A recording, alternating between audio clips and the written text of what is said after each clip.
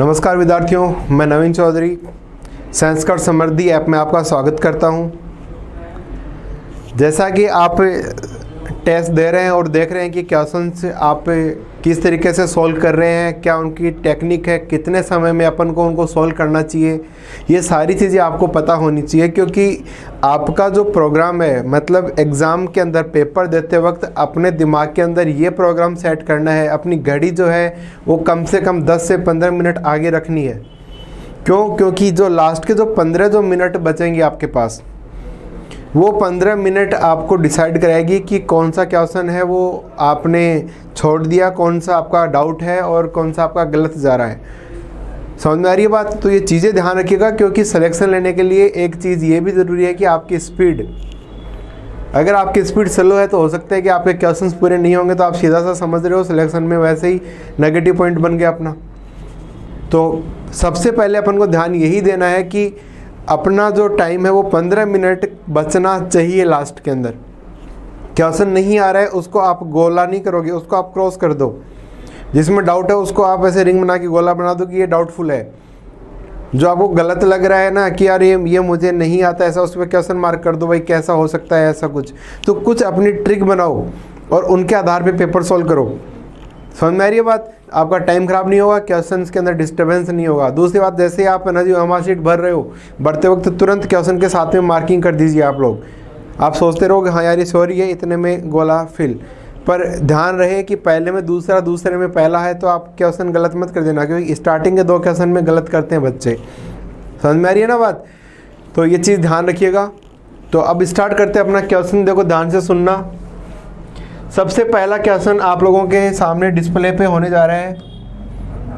बात करते हैं अपन इसमें पॉइंट टू पॉइंट देखेंगे एक एक चीज़ को कि कौन सा क्वेश्चन आपको ज़्यादा इजी लग रहा है। ठीक है, यहाँ पर दिख रहा है, देखो निम्न में से पादप का अगुणित भाग है।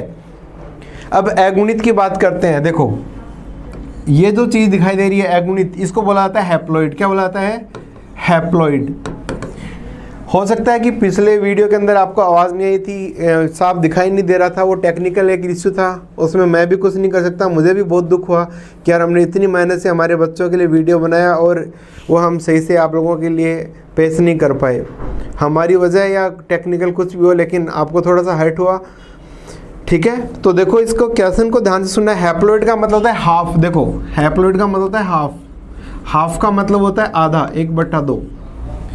मतलब गुणसूत्रों की संख्या आधी हो इसके अंदर। तो आप खुद सोचो, पादप के अंदर अंडाशय मुख्य भाग होता है और इस अंडाशय के अंदर इंग्लिश में बोला जाता है इसे ओवरी। तो इस ओवरी के अंदर, इस ओवरी के अंदर आपको पता है कि अंडाणु या अंड कोशिका बनती है। तो ये जनक कोशिका की तरह हो गई, तो ये द्विगुणित है। देखो 2 से गुणा करी हुई। हैप्लॉइड अर्धगुणित या अगुणित, जिसको गुणा नहीं हुआ हो, यहाँ 2 से गुणा हो गया। जैसे मनुष्य के अंदर अगुणित गुणसूत्र होते हैं 23, अब इसको मैंने 2 से गुणा किया, द्विगुणित डिप्लॉइड, तो 2 गुणा 23 बराबर 46 है ना। परागकोश, परागकोश में क्या बनते हैं? परागकण। तो परागकण बनते हैं, तो परागकण अगुणित होते हैं, लेकिन ये तो जनक कोशिका की तरह हो गई एक तरीके से, है ना। परागकण, देखो नर के शुक्राणु और अंडाणु मिले, नाम सुना नहीं सुना आप लोगों ने? तो यहाँ पर क्या होगा बेटा? परागकण, पोलन ग्रेन, इंग्लिश में क्या बोलते हैं इसको? Pollen grain. तो ये जो पोलन ग्रेन है इसकी बात करते हैं अपन। देखो ध्यान से समझना, परागकण जो होते हैं वो उड़कर जाते हैं किसी माध्यम के द्वारा, है ना। और वर्तिकाग्र जहाँ पर चिपकता है, स्टिग्मा होता है, स्टिकी होता है ना, वर्तिकाग्र। ध्यान से देखिएगा, ये जो भाग होता है यहाँ पर परागकण आकर गिरते हैं, अंदर अंड कोशिका होती है, अगुणित होती है, तो ये यहाँ जाके मिलेंगे। n और n मिलते क्या हो गए? 2n। तो आपके हिसाब से परागकण है वो कैसा हो गया? n। तो सभी तो हो ही नहीं सकते, आंसर क्या हो जाएगा इसका? परागकण। सी आंसर क्लियर है। समझ में आ गई ना? बस इसी तरीके से सेंस ऑफ ह्यूमर काम में लेना है कि भाई यहाँ पर परागकण आंसर क्यों हुआ? क्योंकि ये आधे गुणसूत्र है। परागकण किस में बनता है? परागकोश में। अगर मैं पूछूं कि अंड कोशिका कहाँ बनती है तो क्या बोलोगे? अंडाशय में। समझ में आ गई ना बात? तो इस तरीके के क्वेश्चन समझने हैं आप लोगों को। चलो नेक्स्ट क्वेश्चन पे अपन बात करते हैं। देखो जैसे कि आप लोगों को सबको पता है क्वेश्चंस को समझना ही इम्पोर्टेंट नहीं होता, उसके लिए एक याद रखने की एक ट्रिक बनाना भी बहुत ज़रूरी होता है। तो जैसे जैसे आप ट्रिक बनाते जाओगे आपके क्वेश्चन सही होते जाएंगे। देखो नया क्वेश्चन आ रहा है कि ग्लाइकोलाइसिस में एटीपी बनती है, ध्यान से सुनना, ग्लाइकोलाइसिस में एटीपी बनती है। अब ये जो नाम है वो एटीपी है ना, एटीपी मतलब एडिनोसिन ट्राइफॉस्फेट। तो ग्लाइकोलाइसिस में कितनी एटीपी बनती हैं? 6 एटीपी बनती हैं कि 2 बनती हैं कि 8 बनती हैं कि भाई डायरेक्ट लिख दिया 38 बनती हैं, है ना। तो बहुत इजी सा तरीका है देखो इसको समझने का। कैसे समझेंगे देखो, C6H12O6 ग्लूकोज होता है ना। ये ग्लूकोज बेटा जी कन्वर्ट होता है, सॉरी दोस्तों मेरे प्यारे भाइयों समझना बात को, क्लियर है। यहाँ पर ये ग्लूकोज टूटेगा तो टूटेगा 2PA में। PA का मतलब होता है बेटा जी पायरुविक अम्ल। क्या होता है? Pyruvic acid. क्या होता है? Pyruvic acid. ये पायरुविक एसिड बाद में बदलता है, वो बदलता है CO2 प्लस H2O में। अब खुद सोचो एक बार, आप इमेजिन करो कि ये कैसे हुआ। देखो अपनी की जो किताब है उनके अंदर इसको शॉर्ट में भी शो किया हुआ होता है, और शॉर्ट में जब शो किया होता है तो बेटा जी अपन इन चीज़ों को समझ नहीं सकते। तो देखो ग्लूकोज जब टूटेगा पायरुविक अम्ल में तो ये प्रोसेस होता है, इसको कहते हैं ग्लाइकोलाइसिस। क्या कहते हैं? ग्लाइकोलाइसिस। और इस ग्लाइकोलाइसिस के अंदर ध्यान रखना बेटा जी, शुद्ध एटीपी बनती हैं, वो बनती हैं 2 एटीपी। कितनी बनती हैं? 2 एटीपी शुद्ध बनती हैं खर्च होने के बाद में। तो याद रखना बेटा जी इस प्रोसेस के अंदर, सॉरी विद्यार्थियों, इस प्रोसेस को कहा जाता है क्रेब्स साइकिल। क्या कहा जाता है? Krebs cycle. और क्रेब्स साइकिल में कितनी बनती है? देखो एक बार, तो क्रेब्स साइकिल में बनती है बेटा जी टोटल में बात करूं तो 38। अब 38 का समझ में आ गया कि भाई ये तो बनती है क्रेब्स साइकिल में, 2 बनती हैं वो बनती हैं ग्लाइकोलाइसिस में, मतलब आंसर ये होगा। 8 भी किसी में बनती हैं क्या? सोचो एक बार, कैलकुलेट करो। पायरुविक अम्ल जब बनता है तो इसे कहा जाता है ETS। क्या कहा जाता है? ETS। और इस ETS में 6 एटीपी बनती है बेटा। कितनी एटीपी बनती है? 6 एटीपी बनती हैं। तो 6 एटीपी कहाँ बनती है? ETS में। हमेशा याद रखना, कॉपी के अंदर सेट कर लो। क्लियर हो गया? ETS क्या होता है? Electron transport system. क्या होता है ये एक ऐसा लिंकर होता है जो है ना जी ग्लाइकोलाइसिस और क्रेब्स साइकिल को जोड़ता है। अब ग्लाइकोलाइसिस और क्रेब्स साइकिल अच्छे से बताई हुई है, डिस्कस किया हुआ है, इनको वीडियोस में आप देख सकते हो, कंसल्ट कर सकते हो, बता सकते हो भाई। ठीक है, ज़्यादा टफ चीज़ नहीं है। चलो और देखो और बात करते हैं इसी के अंदर। नेक्स्ट क्वेश्चन है, यहाँ पर चेक करते जाना। जैसे आप लोगों को दिख रहा है यहाँ पर कि क्वेश्चन को मैं पढ़ देता हूँ साथ साथ में।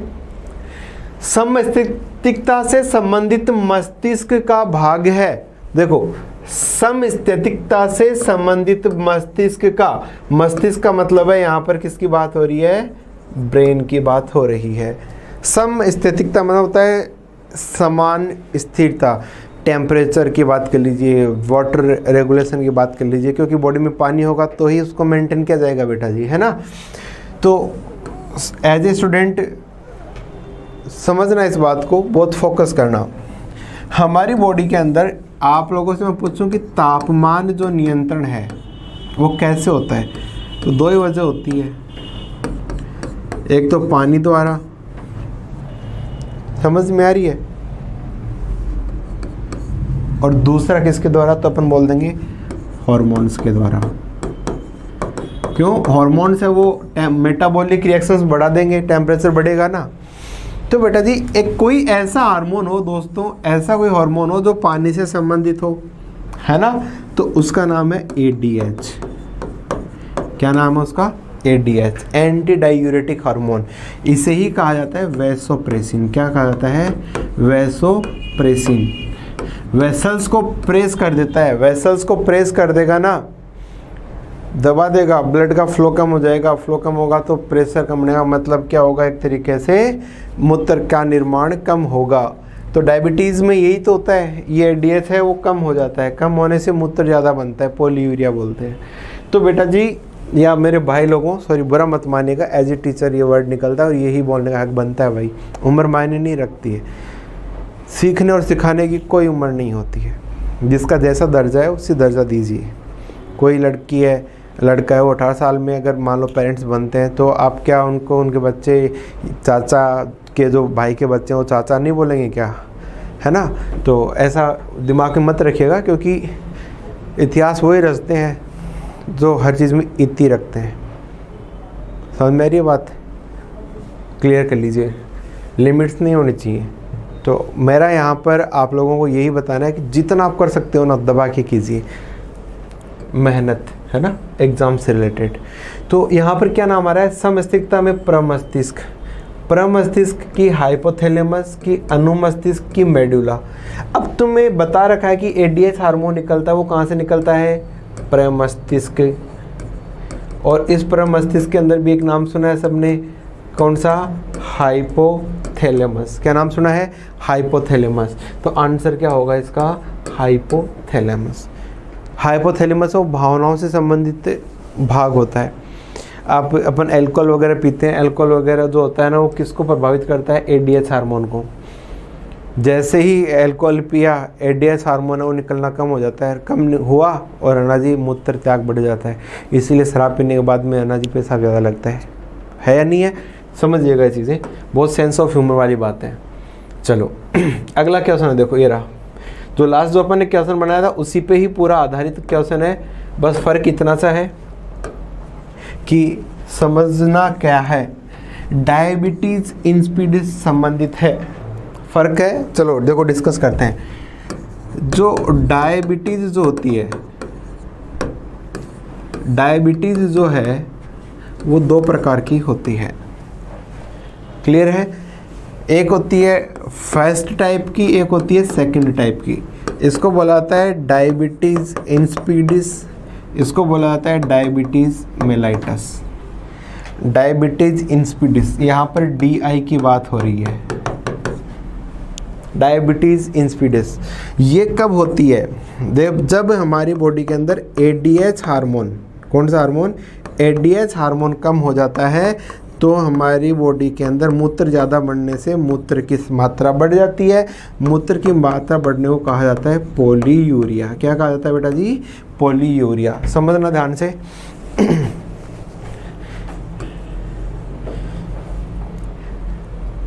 डायबिटीज़ मेलाइटस में क्या होता है, इसके अंदर जो एक सबसे बड़ी ग्रंथि होती है मिश्रित ग्रंथि, जिसको कहते हैं बेटा जी, याद करो, सबसे बड़ी mixed gland, largest mixed gland, pancreas.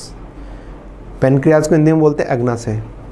पूंछ नुमा होती है, पत्ती नुमा होती है दिखने में। आप ये कह सकते हो कि सबसे ज़रूरी है पाचन के अंदर उसका योगदान।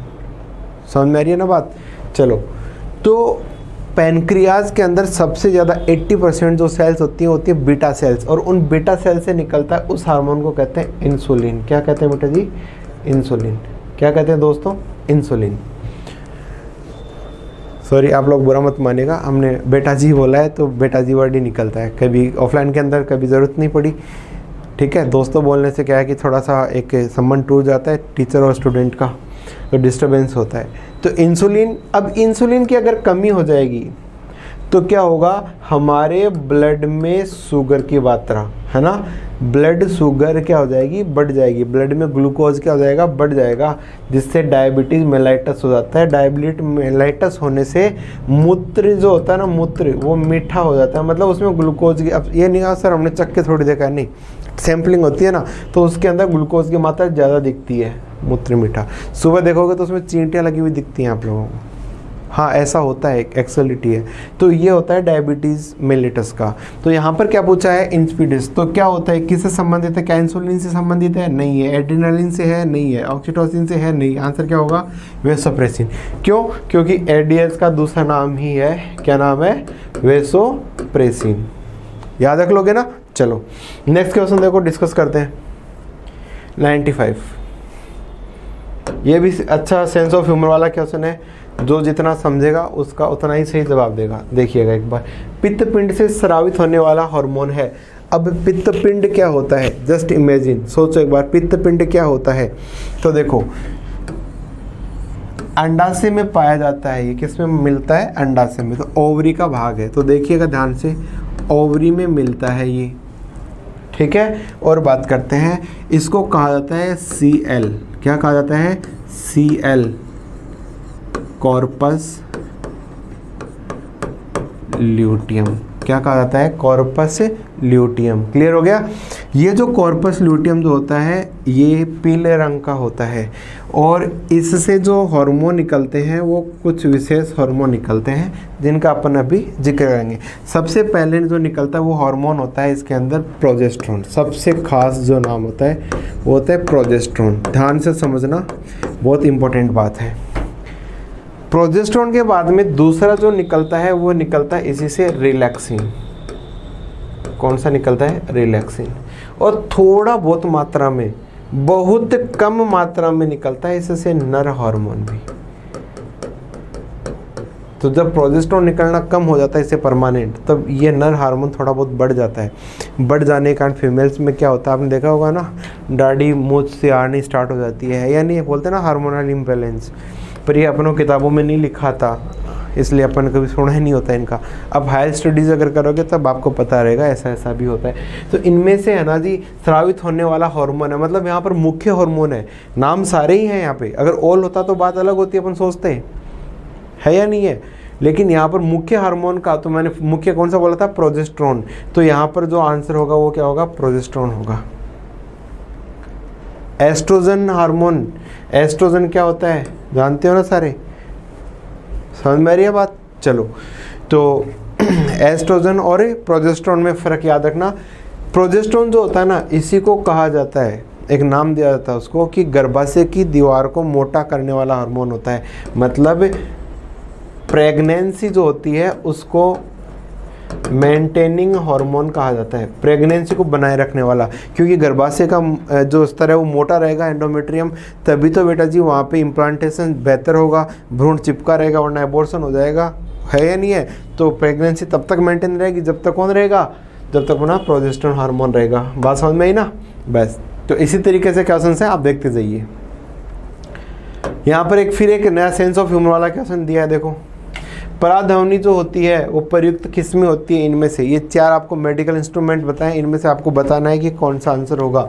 तो ईसीजी, इलेक्ट्रो कार्डियोग्राफ, है ना। मशीन आया तो ग्राम, वर्ड पकड़ लेना, मशीन को क्या कहते हैं, ग्राफ को क्या कहते हैं, है ना। चलो, इकोग्राफी जो होती है इसे कहा जाता है यूएसजी। यूएसजी का मतलब है अल्ट्रासोनोग्राफी, अल्ट्रासोनोग्राफी। रेडियोग्राफी, एक आता है टोमोग्राफी। टोमोग्राफी मतलब होता है सीटी स्कैन, सीटी स्कैन के लिए नाम आता है।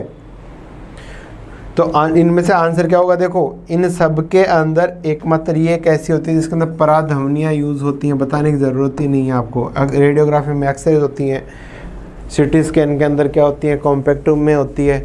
तो कॉम्पैक्ट के अंदर कंप्यूटर मतलब इसके अंदर इलेक्ट्रोवेव्स काम में ली जाती हैं, है या नहीं है। तो ये चीज़ ज़रूर याद रखिएगा, आपके बहुत काम की है कि इकोग्राफी किसका दूसरा नाम है। तो आप क्या आंसर बोलोगे,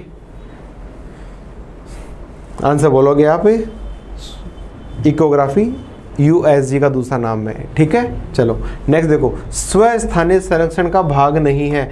अब स्वस्थानीय जो होता है वो क्या होता है, पहले तो अपन को ये पता होना चाहिए, है या नहीं है। तो देखो, स्वस्थानीय का मतलब है इन सिटू, इन सिटू,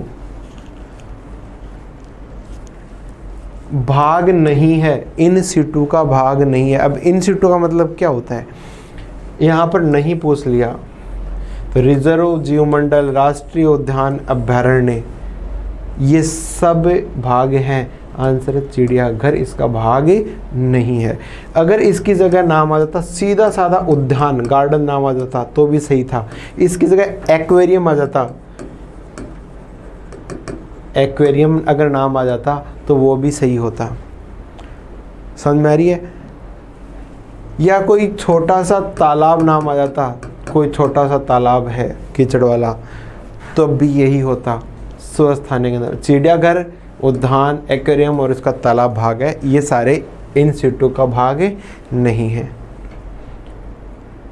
अगर मैंने बोल दिया जैसे देखो नेशनल गार्डन आ गया, ये किसका उदाहरण माना जाता है? इन सिटू एक्स सिटू दोनों नहीं, तो आंसर क्या हो जाएगा? ये एक्स सिटू, मतलब स्वस्थ थाने का भाग है, जल्दी बोलो, है ये।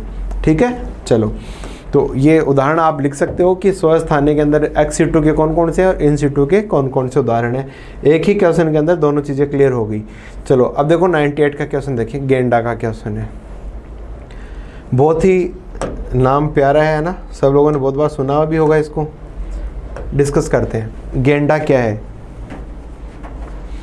क्या विलुप्त हो रही प्रजाति है, या संकटग्रस्त है, या दुर्लभ है, या अति संवेदनशील है?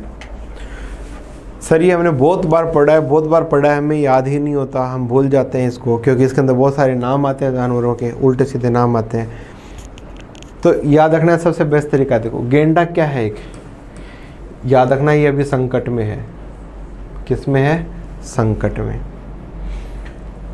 भाई विलुप्त हो गई, विलुप्त कौन कौन सी प्रजातियां हो गई? एक पुराने ज़माने में होता था, देखा होगा अपने डोडो, एक नाम देखो डायनासोर, है या नहीं है? तो वीडो नाम सुना है? वीडो विलुप्त होती प्रजातियों का उदाहरण है डो, डायनासोर या डोडो। अगर मैंने आपसे पूछ लिया संकटग्रस्त, तो संकटग्रस्त में क्या नाम आ गया? देखो संकटग्रस्त में एक तो नाम आ गया गेंडा। अब तुम कहोगे सर क्या ना, क्या वास्तव में गेंडा ही थोड़ी होता है? तो हम अपन बोल सकते हैं कि इसके अंदर बाघ भी आ जाएगा। कौन आ जाएगा? बाघ। बाघ आ गया तो चीता भी आएगा, चीता आ जाएगा तो इसके अंदर है ना जी, देखो सर्पगंधा भी आ जाएगा, है या नहीं है? बहुत ईजी सा है, सर्पगंधा, पादभाग भी तो हो गया ना। तो प्लांट्स को भी साथ में कवर कर लिया। अब जैसे मैंने बोल दिया दुर्लभ, अरे बहुत कम है जो कभी कभी अपन को देखने को मिलते हैं, दुर्लभ हो गए यार ये, इनके दर्शन ही नहीं होते, मतलब अपन को कभी कभार दिखाई देते हैं। तो इमेजिन करो कि क्या दुर्लभ प्रजातियों को अपन हर जगह देख सकते हैं क्या? नहीं देख सकते। तो इनको याद रखने के लिए सबसे बढ़िया उदाहरण है, देखो दुर्लभ है, भय से भेड़िया, कि भेड़िया जो प्रजाति है, अब भेड़िया में भी कौन सा, तो जिस रंग का मैंने लिखा है लाल भेड़िया। अब लाल भेड़िया है, मान लो कि वो संकटग्रस्त हो गया, अपन को दुर्लभ हो गया सॉरी, तो अपन को दिखाई नहीं देता। नॉर्मल भेड़िया तो पीले रंग के कपड़े पहने तो अपन को बहुत बार दिखाई दे देते हैं, समझ में आ रही है? तो अब इसको अपन कैसे करें, कैसे इसको आइडेंटिफाई करें? तो दुर्लभ में आ गया एक भेड़िया। अब देखो और कैसे कैसे, मतलब मैं दुर्लभ को कैसे रिप्रेजेंट कर सकता हूँ? या तो ये दुर्लभ जो होते हैं वो कहीं पहाड़ी वगैरह पे अपन जाएं, या फिर अपन ने देखा होगा कोई नाले वाले के पास में कोई छोटा मोटा जानवर घूम रहा होता है, कहीं अपन पहाड़ों में गए, बंदर वंदर देखे, बंदर में अपन वहाँ पे चिंपांजी वगैरह देखे, कभी नहीं देखे, बहुत सेफ हैं, उनको बचाव ज़रूरी है। तो वहाँ पर आपने लंगूर देखे कभी? नहीं देखे ना, बहुत कम देखने को मिलते हैं, ये संकटग्रस्त हो गए। बंदर तो अपन को बहुत दिख जाएंगे, लाल मुंह वाले बंदर, छोटे वाले बंदर, घूमने वाले बंदर, पता नहीं कैसे कैसे, है या नहीं है? इसलिए अति संवेदनशील, मतलब इनके ऊपर अपन को ध्यान देने की ज़रूरत है। अगर इन पे अगर अपन ने ध्यान नहीं दिया तो ये है ना जी जल्दी अपनी संवेदनशीलता खो देंगे और है ना जी नष्ट हो जाएंगे। मतलब अपन इनको अभी तक बचा सकते हैं। जैसे कोबरा, नाम सुना है ना, कोबरा सांप। आजकल सर्प मित्र आते हैं, वो क्या करते हैं, इन्हीं को बचाने की कोशिश करते हैं। ये नया जुड़ा हुआ टॉपिक है रीट का, अच्छे से पढ़ लेना क्योंकि कभी भी पूछ सकते हैं इसको। तो ऐसे जब भी क्वेश्चन आए ना तो आप है ना जी देख लेना इसको कि अपन इनको कैसे समझना है। तो कोबरा वगैरह अगर आपको दिख जाए तो ऐसा नहीं है कि आप लोग उसको मार दो या ऐसे मतलब फेंक दें उसको एक अच्छी जगह पे सुरक्षित छोड़े, क्योंकि अपनी जनरेशन जो आगे के आएंगे वो इसको नहीं देख पाएंगे वरना। ठीक है बेटा जी, तो ऐसे बहुत सारे उदाहरण हैं जिनके ऊपर अपन चर्चा करेंगे। अगर आपको कुछ नहीं समझ में आया, कोई डाउट है तो आप नीचे कमेंट में करके छोड़ दीजिएगा सर कि हमें आप दोबारा बताइए, इसका कुछ ट्रिक बताइए, तो हम आपको कैसे ना कैसे नीचे हम खुद रिप्लाई करेंगे। ठीक है विद्यार्थियों, तो धन्यवाद, आप लोगों ने हमारे इस प्रोग्राम को सफल बनाया और हमें बहुत सारा प्यार देने के लिए। जय हिंद, जय भारत।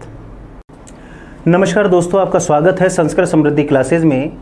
आपने सुबह जो लेवल 2 के स्टूडेंट्स हैं उन्होंने जो 5th मॉडल टेस्ट पेपर दिया था उसमें फिजिक्स से रिलेटेड जो क्वेश्चन थे उनमें जो भी आपके डाउट रह गए थे उनका सॉल्यूशन लेकर मैं आपके सामने उपस्थित हूं। तो सबसे पहला क्वेश्चन देखें अगर आप स्क्रीन पर, तो स्क्रीन पर 99 नंबर का क्वेश्चन आपके सामने है। तो आपसे ये क्वेश्चन पूछा गया था या क्वेश्चन पूछ रहा है आपसे कि बल का सीजीएस पद्धति में मात्रक क्या है। सामने कुछ मात्रक दिए गए हैं। अब देखिए न्यूटन, डाइन, पाउंडल और किलोग्राम भार, आपको पता है ये सभी बल के मात्रक हैं, लेकिन जो न्यूटन है वो बल का मात्रक है एमकेएस पद्धति में, डाइन है बल का मात्रक सीजीएस पद्धति में, पाउंडल है एफपीएस पद्धति में, और यहाँ पर अगर अपन बात करें किलोग्राम भार की तो ये भी बल का ही मात्रक है, लेकिन ये है गुरुत्वीय पद्धति में। तो यानी कि हैं सभी बल के मात्रक, लेकिन आपसे पूछा गया है कि सीजीएस पद्धति में बल का मात्रक क्या है, तो इसका सही आंसर है डाइन। चलते हैं अगले क्वेश्चन की तरफ। तो यहाँ पर अगर अपन नेक्स्ट क्वेश्चन 100 नंबर का क्वेश्चन देखें तो क्वेश्चन आपसे पूछ रहा है, अच्छा क्वेश्चन है कि यदि पृथ्वी अपनी अक्ष पर घूर्णन बंद कर दे, यानी कि पृथ्वी अपनी अक्ष पर घूर्णन बंद कर रही है, घूमना बंद कर रही है, तो ध्रुवों पर गुरुत्वीय त्वरण का मान, नीचे कुछ ऑप्शन दिए गए हैं, बढ़ जाएगा, घट जाएगा, शून्य हो जाएगा या अपरिवर्तित रहेगा। तो थोड़ा सा समझते हैं इस क्वेश्चन को। ये अपनी पृथ्वी है, ये पृथ्वी की घूर्णन अक्ष है जिसको अपन ध्रुवीय रेखा भी बोलते हैं, जिसके सापेक्ष पृथ्वी गोल घूमती है, और ये अपनी विषुवत रेखा है। तो मान लीजिए पृथ्वी इस ध्रुवीय रेखा या घूर्णन अक्ष के सापेक्ष गोल घूम रही है ओमेगा कोणीय वेग से। जो भी पृथ्वी है ये इसकी त्रिज्या है, तो पृथ्वी की त्रिज्या है आरी, रेडियस ऑफ अर्थ, और जो भी पृथ्वी है उसका सारा का सारा द्रव्यमान यहाँ पर केंद्र पर रखा हुआ है, पृथ्वी का द्रव्यमान है एम ई, यानी कि मास ऑफ अर्थ। अब जो भी वस्तु है जो पृथ्वी की सतह पर स्थित है वो पृथ्वी की सतह पर कहीं पर भी स्थित हो सकती है, विषुवत रेखा पर भी हो सकती है, ध्रुव पर भी हो सकती है, इन दोनों के बीच में भी हो सकती है। जब पृथ्वी अपनी अक्ष पर गोल घूमती है तो पृथ्वी के घूर्णन के कारण हर जगह पर गुरुत्वीय त्वरण का मान अलग अलग होता है, यानी कि गुरुत्वीय त्वरण वेरी करता है। अब मान लीजिए जो भी वस्तु है वो पृथ्वी की सतह पर यहाँ पर स्थित है, यहाँ पर कहाँ पर, विषुवत रेखा और ध्रुवीय रेखा के बीच में, और ये जो वस्तु है इसका द्रव्यमान है m, और ये विषुवत रेखा से कितने एंगल पर स्थित है, ये है लैम्बडा एंगल पर, ये लैम्बडा एंगल पर स्थित है। तो आपको एक फार्मूला ध्यान में रखना है कि जब भी पृथ्वी अपनी अक्ष पर घूमेगी तो पृथ्वी के घूर्णन के कारण जो गुरुत्वीय त्वरण में परिवर्तन होगा, तो परिवर्तित गुरुत्वीय त्वरण का जो फार्मूला होता है वो होता है G dash is equal to G minus omega square R E cos square lambda. अब यहाँ पर कौन कौन सी चीज़ें क्या क्या है, जी तो है गुरुत्वीय त्वरण का वास्तविक मान, आपको पता है कि जी का मान कितना होता है 9.8 मीटर प्रति सेकंड स्क्वायर। ओमेगा है जब पृथ्वी गोल घूम रही है तो इसका कोणीय वेग, आर ई है पृथ्वी की त्रिज्या, और लैम्बडा क्या है, अक्षांश है, यानी कि जो भी वस्तु है वो कितने एंगल पर स्थित है। अब देखिए इसको थोड़ा सा सॉल्व करें तो अगर अपन लैम्बडा की वैल्यू को 0 कर दें, मान लीजिए जो भी वस्तु है ये लैम्बडा एंगल पर है, विषुवत रेखा से एंगल बन रहा है लैम्बडा, अगर मैं लैम्बडा को 0 कर दूं तो ये वस्तु, लैम्बडा कम होता जाएगा, एंगल कम हो रहा है, तो ये वस्तु धीरे धीरे धीरे धीरे कहाँ पर आ जाएगी, विषुवत रेखा पर।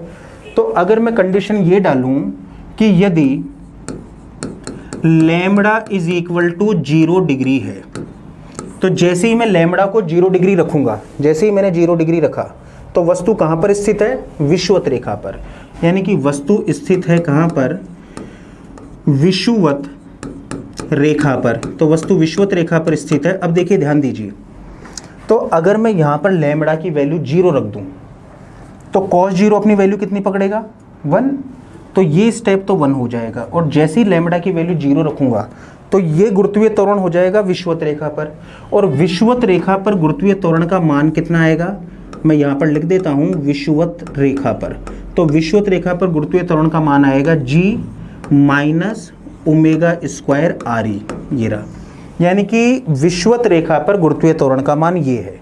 अब इसमें एक दूसरा ऑप्शन और डालते हैं कि अभी जो वस्तु है वो लैम्बडा एंगल पर है।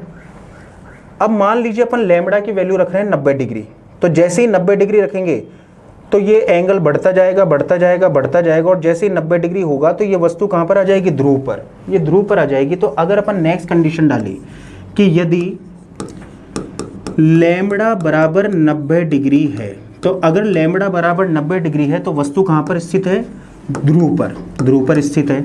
तो जैसे ही मैं यहाँ पर लैम्बडा की वैल्यू 90 रखूंगा तो आपको पता है कि cos 90 अपनी वैल्यू पकड़ेगा 0, और जैसे ही cos 90 अपनी वैल्यू 0 पकड़ेगा तो 0 से मल्टीप्लाई होकर ये पूरा ही स्टेप 0 हो जाएगा, और जैसे ही स्टेप 0 हुआ तो g डैश, अब g डैश कहाँ पर है, ध्रुव पर, तो g डैश बराबर हो जाएगा g, अब देखिए ध्यान दीजिएगा, यानी कि जब पृथ्वी गोल घूम रही है तो ध्रुवों पर तो गुरुत्वीय त्वरण का मान जी ही रहता है, जी मतलब 9.8 मीटर प्रति सेकंड स्क्वायर, लेकिन विषुवत रेखा पर गुरुत्वीय त्वरण का मान इतना होता है।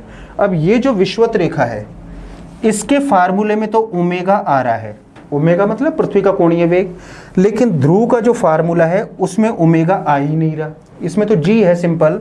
अब अगर पृथ्वी घूमना बंद कर देती है, मान लीजिए पृथ्वी ने घूमना बंद कर दिया, तो इसका मतलब ये है कि पृथ्वी का कोणीय वेग हो गया है 0, और पृथ्वी का कोणीय वेग 0 हो गया तो अगर मैं सबसे पहले विषुवत रेखा पर आऊं तो यहां पर अगर मैं ओमेगा की वैल्यू 0 रख दूं तो ये पूरा स्टेप 0 होगा, तो जी डैश बराबर आ जाएगा जी, ये कहां पर है, ये है विषुवत रेखा पर।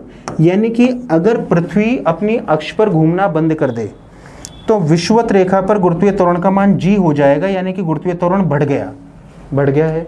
लेकिन पृथ्वी ने जैसे ही घूमना बंद किया तो ध्रुव पर गुरुत्वीय त्वरण तो जी था, इस फार्मूले में ओमेगा है ही नहीं, तो अपन 0 किसको करेंगे, तो पृथ्वी पर जो ध्रुव होते हैं वहां पर जो गुरुत्वीय त्वरण है, जब पृथ्वी घूमती है तो भी गुरुत्वीय त्वरण का मान क्या रहता है, जी, और अगर पृथ्वी घूमना बंद कर दे तो भी गुरुत्वीय त्वरण का मान जी ही रहेगा, और आपसे ध्रुव पर पूछा गया है तो यानी कि ध्रुवों पर गुरुत्वीय त्वरण अपरिवर्तित रहेगा, ध्यान में रखना है आपको। चलते हैं नेक्स्ट क्वेश्चन की तरफ। अब देखिएगा जो नेक्स्ट क्वेश्चन है 101 नंबर का सिंपल सा क्वेश्चन है, रटने का है, ध्यान में रखना है आपको। जो क्वेश्चन है वो आपसे क्या पूछ रहा है, क्वेश्चन आपसे ये पूछ रहा है कि समुद्र तल पर वायुमंडलीय दाब का मान कितना होता है। आपको पता है कि अपन पृथ्वी पर रहते हैं और अपने चारों तरफ गैसों का आवरण है जिसको अपन वायुमंडल बोलते हैं, तो ये जो गैसें हैं ये अपने ऊपर दाब लगा रही है, और दाब लगा रही है तो समुद्र तल पर, समुद्र तल क्यों बोला जाता है, आपको पता है कि अपन पृथ्वी की सतह इसलिए नहीं लेते कि पृथ्वी की सतह ऊबड़ खाबड़ है, कहीं पर बड़े बड़े पहाड़ हैं, कहीं पर गहरे दर्रे हैं, तो समुद्र तल पर लेवल एक जैसा ही होता है। तो ये जो समुद्र तल है इसके पास में जो सतह है, इस जगह की बात कर रहे हैं अपन, तो समुद्र तल के पास में जो किनारा है वहां पर वायुमंडलीय दाब को नापा जाता है। तो वायुमंडलीय दाब कितना होता है समुद्र तल पर या समुद्र तल के पास में जो सतह है वहां पर, तो वायुमंडलीय दाब का मान होता है 1.013 × 10⁵ पास्कल। और ये किसने नापा था, एक साइंटिस्ट थे जिनका नाम था टॉरिसेली, उन्होंने दाब का मापन किया था, उन्होंने पारे का बैरोमीटर बनाया था, और एक पारे भरे पात्र में बैरोमीटर को रखा था। तो पारे भरे पात्र में जब बैरोमीटर को रखा तो पारे की ऊंचाई आई थी 76 सेंटीमीटर। फिर उन्होंने एक फार्मूला अप्लाई किया था P = DGH, और उस फार्मूले में वैल्यू पुट करके जब उन्होंने रिजल्ट निकाला था तो आपके सामने ये जो दाब का मान आया है ये समुद्र तल पर क्या था, वायुमंडलीय दाब था। और ये जो समुद्र तल पर वायुमंडलीय दाब है इसको 1 ATM बोला जाता है, ध्यान में रखना है आपको, इसको 1 ATM भी बोला जाता है। ATM का मतलब एटमॉस्फेरिक प्रेशर। तो समुद्र तल पर वायुमंडलीय दाब का मान कितना होता है 1.013 × 10⁵ pascal, and it is called 1 ATM। चलते हैं नेक्स्ट क्वेश्चन की तरफ। अगर अपन अगला क्वेश्चन देखें 102 नंबर का, यह भी सिंपल सा क्वेश्चन है कि यदि दोलन गति में आयाम का मान अत्यंत कम हो जाए तो यह गति कहलाएगी। सबसे पहले दोलन गति को समझेंगे, उसके बाद में आयाम को देखेंगे, और आयाम को अत्यंत कम करेंगे तो वो गति क्या कहलाएगी। सबसे पहली बात, दोलन गति क्या होती है, अगर कोई वस्तु अपनी माध्यावस्था के दाएं बाएं गति करे, माध्यावस्था के दाएं गई, बीच में आई, बाएं गई, बीच में आई, तो इस गति को बोला जाता है दोलन गति। अब जब वस्तु माध्यावस्था के दाएं बाएं दोलन गति कर रही है तो माध्यावस्था से दाएं गई, अब जब दाएं गई है तो मैक्सिमम यहाँ तक गई है, विस्थापन लिया है, यहाँ से चली, थोड़ा विस्थापन, थोड़ा विस्थापन, थोड़ा विस्थापन, मैक्सिमम यहाँ तक गई है, उसके बाद में वापस लौट कर आएगी। तो माध्यावस्था से लिया गया अधिकतम विस्थापन क्या कहलाता है, आयाम। तो यहाँ पर माध्यावस्था से अधिकतम विस्थापन इधर भी लिया और इधर भी लिया, ये धनात्मक आयाम है, तो ये क्या होगा, ऋणात्मक आयाम। आपको पता है एक तरफ पॉजिटिव एक्स अक्ष होती है तो दूसरी तरफ नेगेटिव एक्स अक्ष होती है, बीच में होता है 0। तो यहाँ पर क्या है कि यदि दोलन गति में आयाम का मान अत्यंत कम हो जाए, मान लीजिए कोई वस्तु है दोलन गति कर रही है, माध्यावस्था के दाएं जा रही है, बीच में आ रही है, बाएं जा रही है, बीच में आ रही है, ये इसका आयाम है। अब अगर ये आयाम बहुत कम हो जाए कि वस्तु जो है माध्यावस्था के थोड़ा सा दाएं जाए, बीच में आए, बाएं जाए, बीच में आए, तो वस्तु इस प्रकार की गति करेगी, और ये गति क्या कहलाएगी, कंपन गति। तो आपको ध्यान में रखना है कि जो कंपन गति है वो भी एक प्रकार की दोलन गति है, बस कंपन गति में आयाम का मान क्या होता है, नगण्य, बहुत कम होता है। तो इसका सही आंसर है कंपन गति। चलते हैं अपन नेक्स्ट क्वेश्चन की तरफ। तो यहां पर 103 नंबर का क्वेश्चन आपसे पूछा गया है और क्वेश्चन आपसे ये पूछ रहा है कि यदि वस्तु पर कार्यरत बल व विस्थापन के मध्य 90 डिग्री का कोण है तो वस्तु पर कार्य होगा।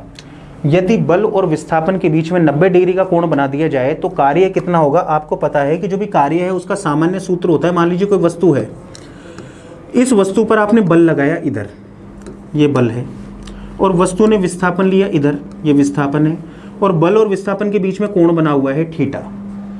तो कार्य का फार्मूला क्या होगा, W इज इक्वल टू होगा Fs cos थीटा। ये रहा। अब होगा क्या कि जो भी वस्तु है उस वस्तु पर मैं बल भी इधर ही लगाऊं, इधर धक्का दिया, और वस्तु ने विस्थापन भी इधर ही लिया, इधर ही चली, यानी कि जिधर धक्का दिया उधर ही वस्तु चली। तो थीटा की वैल्यू कितनी हो गई, 0 डिग्री, दोनों सेम डायरेक्शन में।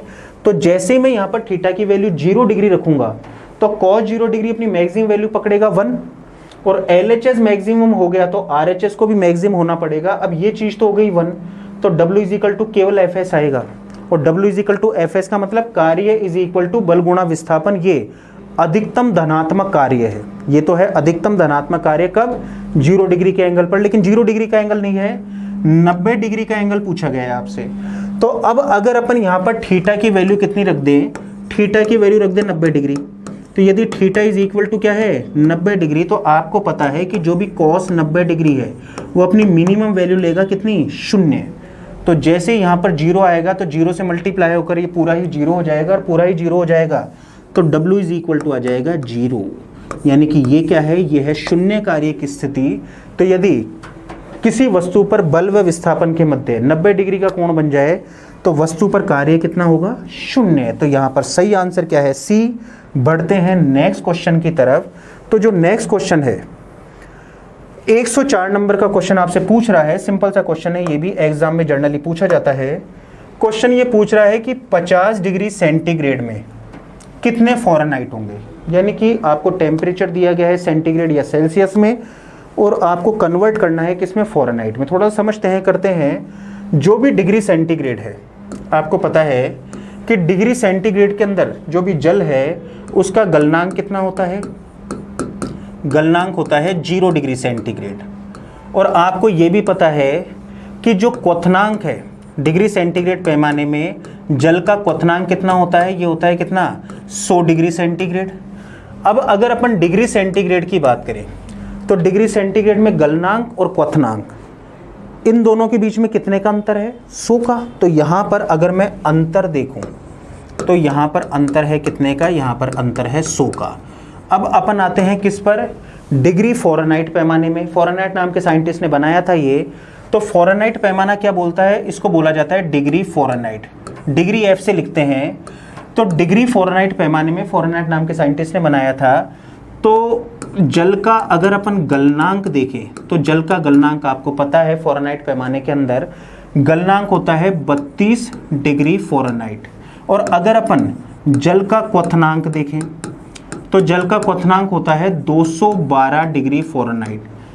अब फ़ारेनहाइट पैमाने में जल का गलनांक है 32 डिग्री फ़ारेनहाइट और जल का क्वथनांक है 212 डिग्री फ़ारेनहाइट, और इन दोनों के बीच में अंतर कितने का है, 180 का। तो अब अगर अपन इन दोनों के बीच में डिफरेंस देखें तो डिफरेंस है 180 का। अब ये तो है डिग्री सेंटीग्रेड पैमाना और ये है डिग्री फ़ारेनहाइट पैमाना। अब इन दोनों के बीच में रिलेशन देखा जाए तो रिलेशन का फार्मूला लिख रहा हूँ, TC मतलब temperature in degree centigrade, minus लगाते हैं अपन। सबसे पहली बात, गलनांक कितना है, 0, और गलनांक और क्वथनांक के बीच में अंतर कितने का है, 100 का। तो नीचे बटे में लिखा जाता है 100 बराबर TF मतलब टेम्परेचर इन फ़ारेनहाइट, माइनस सबसे पहले गलनांक कितना दे रखा है, 32, और गलनांक और क्वथनांक के बीच में अंतर कितने का है, 180 का। तो ये रिलेशन होता है डिग्री सेंटीग्रेड और डिग्री फ़ारेनहाइट पैमाने के अंदर। आप इसको थोड़ा सा और इजी करना चाहें तो 0 का तो यहाँ पर कोई मतलब नहीं है, और इस 100 को अगर अपन 20 से काटें और इस 180 को भी 20 से काटें तो यहाँ पर तो आ जाएगा 5 और यहाँ पर आ जाएगा 9। तो आप इसको लिख सकते हैं TC/5 is equal to TF minus 32 upon क्या 9। तो यहाँ पर ये जो फार्मूला है ये डिग्री सेंटीग्रेड पैमाने में और डिग्री फ़ारेनहाइट पैमाने के बीच में रिलेशन है। अब यहाँ पे क्वेश्चन में क्या है कि आपको टेम्परेचर दे रखा है डिग्री सेंटीग्रेड में 50 डिग्री, यानी कि आपको TC की वैल्यू दी गई है। TC इज इक्वल टू कितना है 50 डिग्री सेंटीग्रेड। आपसे TF पूछा गया है तो TF की वैल्यू आपको पता लगानी है, तो बस इस फार्मूले में रख दीजिए आप। TC की वैल्यू लिखिए 50, नीचे बटा 5 दे रखा है, बराबर करके TF आपको निकालना है -32 दे रखा है, और यहाँ पर चल रहा है कितना, नीचे चल रहा है 9। 5 काटेगा 50 को कितनी बार, 10 बार। 9 इधर जाएंगे तो क्या बनेंगे 90। तो अपन इसको लिख सकते हैं TF minus 32 is equal to कितना 90। अब माइनस का 32 इधर से इधर जाएगा तो क्या बनेगा प्लस का, तो आपके पास में TF इज इक्वल टू आ जाएगा 90 प्लस कितना 32, तो ये आ गया 90 प्लस 32, और आपको पता है कि 90 प्लस 32 इज इक्वल टू कितने आ जाएंगे, तो TF हो जाएगा कितना 122 डिग्री फ़ारेनहाइट। तो यहाँ पर जो आपको ऑप्शन दिया गया है वो ए ऑप्शन बिल्कुल सही है, यानी कि 50 डिग्री सेंटीग्रेड के अंदर कितने फ़ारेनहाइट होंगे 122 डिग्री फ़ारेनहाइट। बढ़ते हैं नेक्स्ट क्वेश्चन की तरफ। तो यहाँ पर 105 नंबर का क्वेश्चन आपसे ये पूछ रहा है कि उत्तल लेंस की शक्ति का मान क्या होता है। अब देखिए यहाँ पर बिल्कुल इजी सा क्वेश्चन है कि जो भी लेंस होता है, अब चाहे लेंस उत्तल हो या फिर चाहे लेंस अवतल हो, लेंस की जो शक्ति होती है वो उसकी फोकस दूरी की क्या होती है, व्युत्क्रमानुपाती। लेंस की शक्ति लेंस की फोकस दूरी के क्या होगी, व्युत्क्रमानुपाती। अब जो भी उत्तल लेंस है, अपन बात करें किसकी, उत्तल लेंस की, तो उत्तल लेंस की जो फोकस दूरी है वो होती है पॉजिटिव, और जब फोकस दूरी पॉजिटिव है तो शक्ति भी क्या होगी, पॉजिटिव। लेकिन अगर अपन बात करें किसकी, अवतल लेंस की, तो आपको पता है कि जो भी अवतल लेंस होता है, जो भी कॉनकेव लेंस है, तो अवतल लेंस की जो फोकस दूरी होती है वो होती है नेगेटिव, और फोकस दूरी नेगेटिव है तो शक्ति यानी कि पावर भी क्या होगी, नेगेटिव। जब भी आपको पता है कि जब अपन चश्मा लगाते हैं तो अपने के जो चश्मे के नंबर है वो प्लस में या माइनस में होते हैं। अगर आपके प्लस नंबर का चश्मा लगा हुआ है तो प्लस नंबर का चश्मा मतलब शक्ति पॉजिटिव है, तो यानी कि आपके चश्मे में जो लेंस लगा हुआ है वो है उत्तल लेंस। और अगर आपके चश्मे का नंबर नेगेटिव है तो इसका मतलब नेगेटिव पावर, और नेगेटिव पावर मतलब आपके चश्मे में जो लेंस लगा हुआ है वो है अवतल लेंस। तो यहाँ पर उत्तल लेंस की शक्ति का मान होगा, तो ये रहा उत्तल लेंस की शक्ति का मान क्या होता है, धनात्मक। तो यहाँ पर जो सही आंसर है वो है ए, पॉजिटिव। बढ़ते हैं नेक्स्ट क्वेश्चन की तरफ। तो अगर अपन नेक्स्ट क्वेश्चन देखिए, 106 नंबर तक पहुंच चुके हैं। आज की क्लास का आखिरी क्वेश्चन है जिसको अपन सॉल्व करने वाले हैं। अब देखिएगा, क्वेश्चन आपसे पूछ रहा है यदि 60 वॉट या 220 वोल्ट रेटिंग वाले को नहीं, यहाँ पर वाले बल्ब को, यहाँ पर बल्ब भी आना चाहिए मान लीजिए, तो यहाँ पर लिख देता हूँ बल्ब। तो यदि 60 वॉट व 220 वोल्ट रेटिंग वाले बल्ब को 110 वोल्ट वाले विद्युतीय स्रोत से जोड़ दिया जाए, तो अब बल्ब की शक्ति का मान क्या होगा। तो ये बल्ब यहाँ पर भी आना चाहिए था। वापस से क्वेश्चन को एक बार रिपीट कर देता हूँ आपके सामने। यदि 60 वॉट व 220 वोल्ट रेटिंग वाले बल्ब को 110 वोल्ट विद्युतीय स्रोत से जोड़ दिया जाए, तो अब बल्ब की शक्ति का मान क्या होगा। इसको थोड़ा सा समझाता हूँ। अपने घरों में जितने भी विद्युतीय उपकरण होते हैं, आपने देखा होगा, चाहे छोटा सा विद्युतीय उपकरण बल्ब हो, चाहे सबसे बड़ा विद्युतीय उपकरण एसी हो, तो जो भी विद्युतीय उपकरण है उन पे दो चीज़ें जरूर लिखी होती। एक तो कंपनी का नाम होता है, वो तो ठीक है, अलग अलग कंपनियां बना रही है, लेकिन जनरली दो चीज़ें लिखी हुई होती है। जैसे कि अगर अपन बल्ब की बात भी करें तो यहाँ पर आपके सामने एक बल्ब है, ये रहा बल्ब। अब ये जो बल्ब है, इस बल्ब को अगर अपन देखें तो ये बल्ब का क्या है, ये बल्ब का फिलामेंट है, ये रहा, ये टंगस्टन का वायर लगा हुआ है।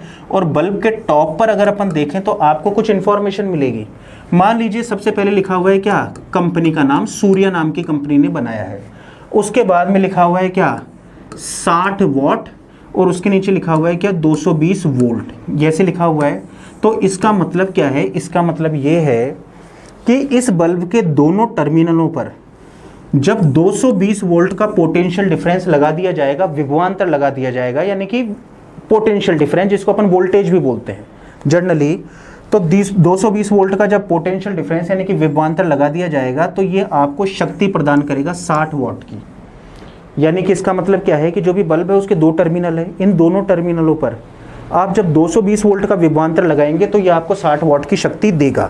जैसे आपने देखा होगा अपने घरों के अंदर जो पंखे होते हैं वो 40 वाट के आते हैं, तो इसका मतलब ये है कि अपना जो पंखा है उसके दोनों टर्मिनलों पर आप 220 वोल्ट का जब पोटेंशियल डिफरेंस अप्लाई करोगे तो आपको 40 वाट की शक्ति देगा।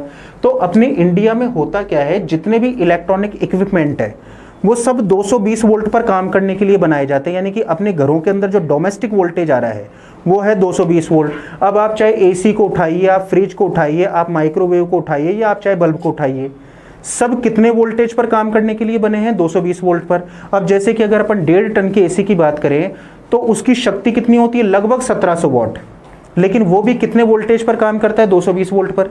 तो यानी कि अपने इंडिया के अंदर जो डोमेस्टिक वोल्टेज है, required domestic voltage, it is the 220 volt. यानी कि जितने भी विद्युतीय उपकरण है वो 220 वोल्ट पर काम करेंगे। अब आपने देखा होगा कि कई बार वोल्टेज ड्रॉप हो जाता है, वोल्टेज कम आता है, तो अपने जो भी घर के पंखे वगैरह हैं, बल्ब वगैरह हैं, वो डिम पड़ जाते हैं क्योंकि रिक्वायर्ड वोल्टेज मिल ही नहीं रहा उनको, और रिक्वायर्ड वोल्टेज नहीं मिल रहा तो शक्ति कम हो जाती है।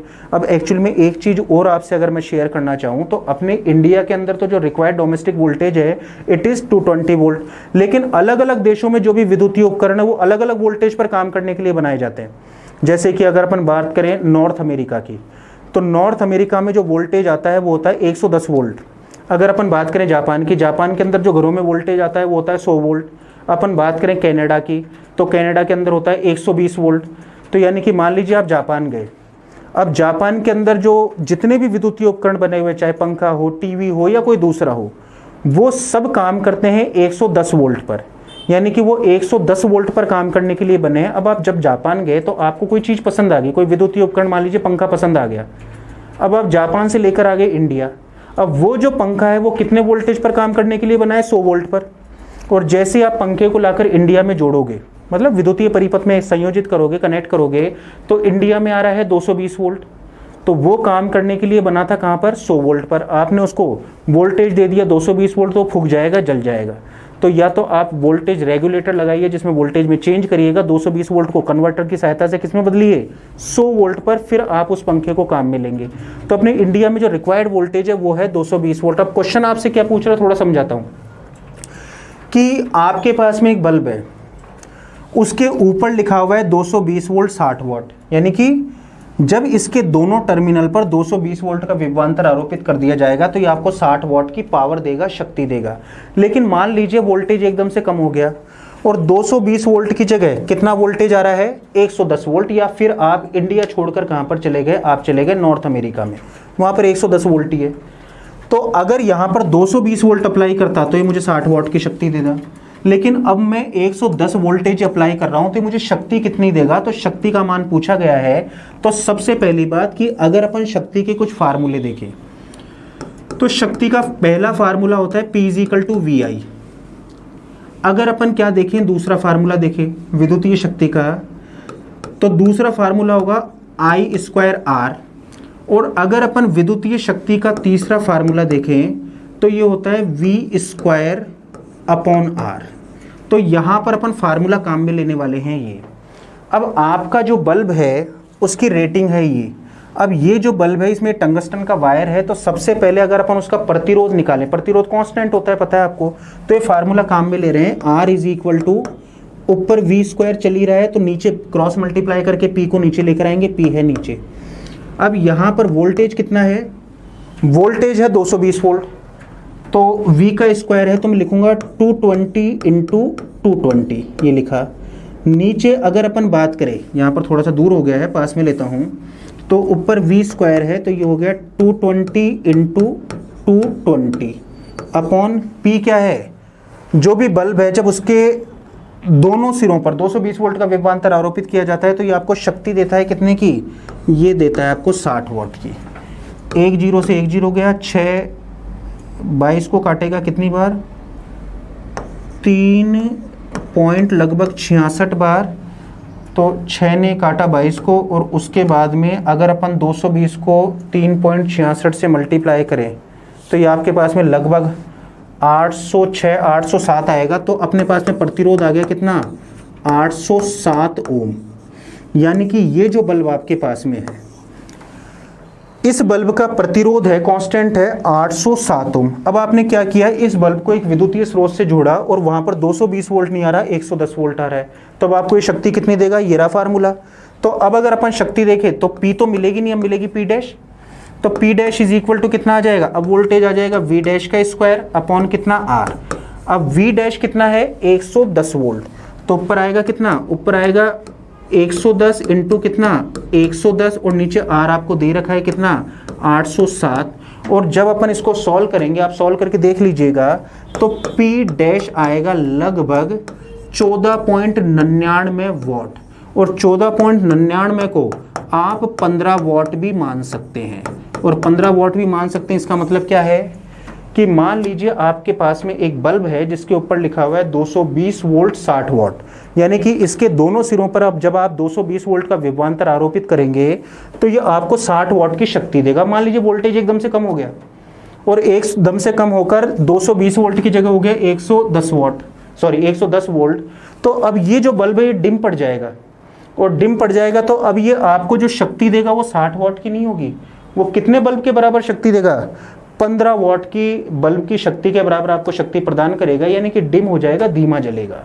तो यहाँ पर अपन ने सॉल्व किया है 106 नंबर का क्वेश्चन। इसी के साथ में आज की क्लास को मैं समाप्त करूंगा, आपसे विदा लूंगा। नमस्कार। नमस्कार विद्यार्थियों, कैसे हो आप सब लोग। आपका जो टेस्ट है वो बहुत अच्छा हुआ होगा। तो आज जो टेस्ट आप जो हुआ था उसका हम सॉल्यूशन देख रहे हैं केमिस्ट्री के। तो इसमें क्वेश्चन नंबर जो 107 आपको पूछा गया था, वो पूछा गया था कि सेब में कौन सा एसिड होता है। जितने भी फ्रूट्स होते हैं ना, किसी ना किसी में कोई ना कोई एसिड प्रेजेंट होता है। जैसे नींबू होता है, नींबू में सिट्रिक एसिड प्रेजेंट होता है। तो ये पूछ रहा है कि सेब में कौन सा अम्ल होता है। अब लगभग लोगों को ये पता है कि सिट्रिक या मेलिक, दो तो ये कट जाएंगे, टार्ट्रिक अम्ल और एसिटिक अम्ल है, ये तो कट जाते हैं। लेकिन कई लोगों को ये कंफ्यूजन होता है कि सिट्रिक अम्ल होगा या मेलिक अम्ल है। देखो, जो सेब होता है उसमें सिट्रिक अम्ल होता है, लेकिन इसकी अमाउंट बहुत ही कम अमाउंट होती है, बहुत कम। अगर लास्ट में देखोगे ना आप सेब में, तो बहुत कम अमाउंट है वो सिट्रिक अम्ल की होती है। इसका मतलब क्या हो गया, ये नहीं हो सकता, ये नहीं हो सकता और ये नहीं हो सकता, तो कौन सा होगा, मेलिक अम्ल। ध्यान रखना, एप्पल के अंदर मेलिक अम्ल है, वो अम्ल प्रेजेंट होता है। तो कौन सा हो जाएगा, यहां पर नींबू है, उस नींबू में सिट्रिक अम्ल है, वो प्रेजेंट होता है। यहां पर कौन सा होगा, ये नहीं होगा, मेलिक अम्ल है, ये होगा। यानी टार्ट्रिक एसिड है, ये भी नहीं होगा, और एसिटिक एसिड है, ये भी नहीं होगा। सही आंसर कौन सा होगा, मेलिक अम्ल है। ठीक है, तो सेब में मेलिक अम्ल है, वो प्रेजेंट होता है। नेक्स्ट क्वेश्चन नंबर 107 के बाद में क्वेश्चन नंबर 108, निम्न में से किसमें रासायनिक परिवर्तन नहीं होता है। देखो, जो केमिस्ट्री के अंदर जो रिएक्शंस होती है, उन रिएक्शंस के अंदर क्या होता है कि कोई भी यहां पर जो रिएक्शन हो रही है उसमें A+B कोई भी रिएक्शन हो रही है और इससे प्रोडक्ट C बन रहा है, या मान लो केवल A ही है और उससे कोई प्रोडक्ट A है और उससे कोई प्रोडक्ट है वो B बन रहा है। यानी जो केमिकल और फिजिकल प्रॉपर्टी इस A की थी, रासायनिक परिवर्तन होने के बाद में ये B में बदल रहा है। तो जो केमिकल प्रॉपर्टी A की थी और फिजिकल प्रॉपर्टी A की थी, यानी रासायनिक और भौतिक जो गुण थे वो अब B के A वाले नहीं होंगे, B के रासायनिक और भौतिक गुण है वो चेंज हो जाएंगे। अगर ऐसा होता है तो उसको हम क्या कहते हैं, रासायनिक अभिक्रिया कहते हैं, रासायनिक परिवर्तन कहते हैं। यानी उसके भौतिक गुणों में और उसके रासायनिक गुणों में परिवर्तन अगर हो रहा है तो वो क्या हो जाएगा, रासायनिक परिवर्तन हो जाएगा। अगर नहीं होता है तो फिर नहीं होगा। अब यहां पर देखो, यहां पर नॉर्मली हम रासायनिकों के लिए अगर वर्ड यूज रहते हैं ना, तो भौतिक गुणों में ठीक है, भौतिक गुण चल सकते हैं, बट केमिकल परिवर्तन है वो होना चाहिए भाई। भौतिक फिजिकल प्रॉपर्टी में जैसे फॉर एग्जांपल पहले वाला लिक्विड था और आगे दूसरा वाला भी लिक्विड हो सकता है, ये चीज हो सकती है, कोई जरूरी नहीं है। बट रासायनिक परिवर्तन, इसका मतलब क्या हो गया, केमिकल प्रॉपर्टी में, सबसे इंपॉर्टेंट चीज बता रहा हूं, केमिकल प्रॉपर्टी में चेंजेज होने चाहिए, उसके रासायनिक गुण में चेंजेज होना चाहिए। तो पहला है वो है कोयले का जलना। क्या है? कोयले का जलना। देखो कोयला है वो पहले सॉलिड है, ठीक है, ओके। कोयला आप सबका देखा हुआ है, जब उसको जलाते हैं तो उसके बाद में क्या बन जाता है? राख बन जाती है उसकी। देखा आप लोगों ने? इसका मतलब क्या हो गया? कोयले के जो पहले, क्या अब उस राख को आप जला सकते हो क्या? इसका मतलब क्या हो गया कि यहां पे कोयले का जलना है वो एक रासायनिक परिवर्तन है। हमें क्या पूछा गया है? कौन सा रासायनिक परिवर्तन नहीं है। तो कोयले का जलना एक रासायनिक परिवर्तन है। दूसरा, कागज का जलना। अब देखो कागज है, कागज पहले को देखो आप और जलने के बाद में देखो उसका क्या हाल होता है। इसका मतलब कागज का जलना भी एक रासायनिक प्रतिक्रिया है। लकड़ी का जलना, बिल्कुल लकड़ी को पहले आप देखो और उसके बाद में देखो, वो भी एक रासायनिक परिवर्तन है। नेक्स्ट है पानी का भाप बनना। देखो पानी क्या होता है? H2O। और जब वो भाप बन जाएगी, यानी पहले वाला लिक्विड था और वो किस में चेंज हो रहा है? वेपर में, फिजिकल प्रॉपर्टी में हो रहा है, लेकिन केमिकल प्रॉपर्टी में चेंजेस नहीं। पहले भी वो H2O था और जब भाप बन गया, वेपर बन गई, तब भी वो H2O ही है। मतलब पहले भी H2O और उसके बाद में भी H2O, यानी रासायनिक इसका जो केमिकल प्रॉपर्टी है उसके अंदर चेंजेस नहीं हो रही है। और यही इसमें पूछा हुआ है, कौन सा रासायनिक परिवर्तन नहीं है। केमिकल प्रॉपर्टी, भौतिक गुण है वो एक बार के लिए चेंज हो सकता है, बट केमिकल रासायनिक प्रॉपर्टी है वो चेंजेस नहीं हो रहा है। यहां पर क्या है? पहले भी वाटर का जो था H2O है और जब वो भाप बन गया तब भी क्या होगा? वो H2O होगा। इसका मतलब सही आंसर कौन सा हो जाएगा? ये वाला। इसमें परिवर्तन नहीं हो रहा, बाकी सब में रासायनिक परिवर्तन हो रहा है। समझ में आ गया? ठीक है, चलें नेक्स्ट प्रश्न में। मतलब आप 4 ऑप्शन है ना, उनमें चारों ऑप्शन को अगर आप ध्यान से पढ़ो ना तो 2 ऑप्शन तो वैसे ही कट जाते हैं और फिर बचे 2 ऑप्शन में आप थोड़ा सा दिमाग लगाओगे तो आप इजीली क्वेश्चन को सही कर सकते हो। नेक्स्ट प्रश्न देखो क्या है?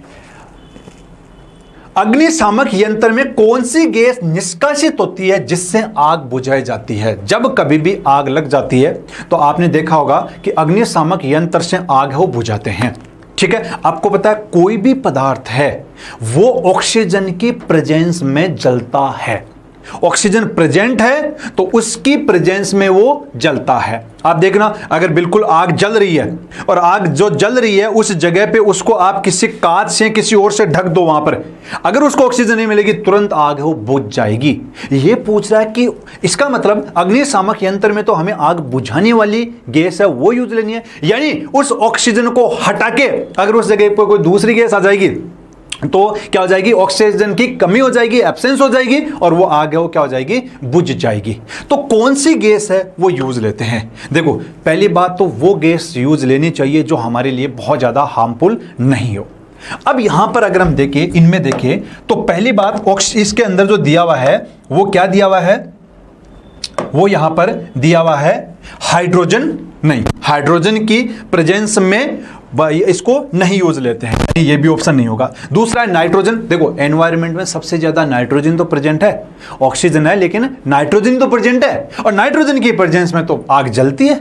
इसका मतलब ये भी नहीं होगा, नाइट्रोजन भी नहीं होगा। Carbon dioxide CO2, carbon dioxide, बिल्कुल कार्बन डाइऑक्साइड क्या करता है कि जैसे ही आग लगती है ऑक्सीजन की प्रेजेंस में वो आग लगती है तो क्या होगा? जब कार्बन डाइऑक्साइड उस जो अग्निशामक यंत्र है उसमें कार्बन डाइऑक्साइड गैस भरी हुई है वो आएगी तो ऑक्सीजन को रिमूव कर देगी, वो उस जगह पे हटा देगी और खुद उस जगह पे क्या आ जाएगा? कार्बन डाइऑक्साइड आ जाएगी और जब ऑक्सीजन नहीं रहेगी तो आग वो क्या हो जाएगी? बुझ जाएगी। इसका मतलब कार्बन डाइऑक्साइड गैस है वो अग्निशामक यंत्रों में यूज लिया जाता है।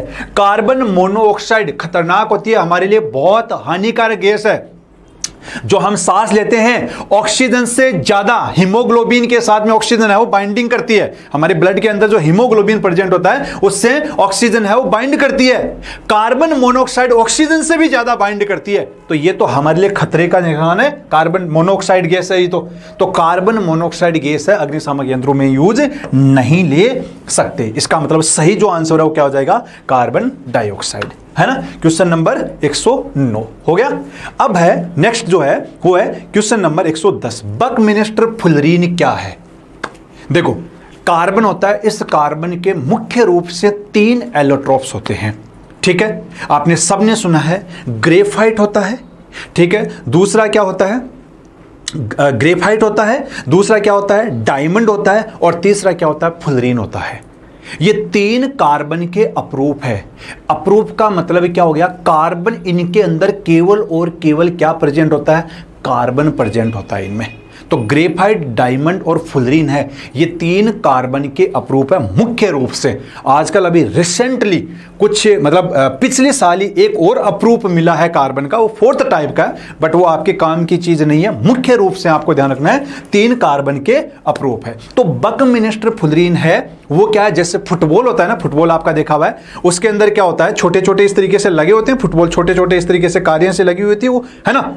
तो बकमिंस्टर फुलरीन के अंदर पेंटागन्स और हेक्सागन्स, है ना, इस तरह के बहुत सारे कार्बन के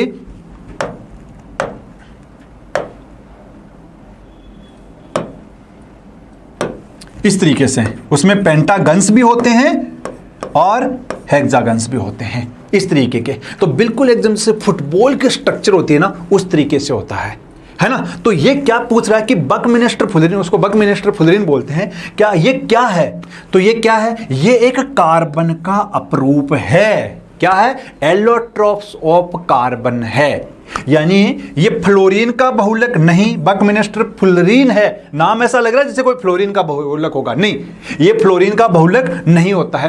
कार्बन का समस्थानिक नहीं, कार्बन का समस्थानिक भी नहीं है भाई। समस्थानिक है जो आइसोटोप है वो क्या होते हैं, जिनमें प्रोटॉन की संख्या तो सेम होती है, लेकिन जो न्यूट्रॉन्स है उनकी संख्या डिफरेंट होती है। जैसे आपने देखा हाइड्रोजन है, ड्यूटेरियम है, ट्राइटियम है, ये क्या है, आपस में एक दूसरे के क्या है, आइसोटोप्स है।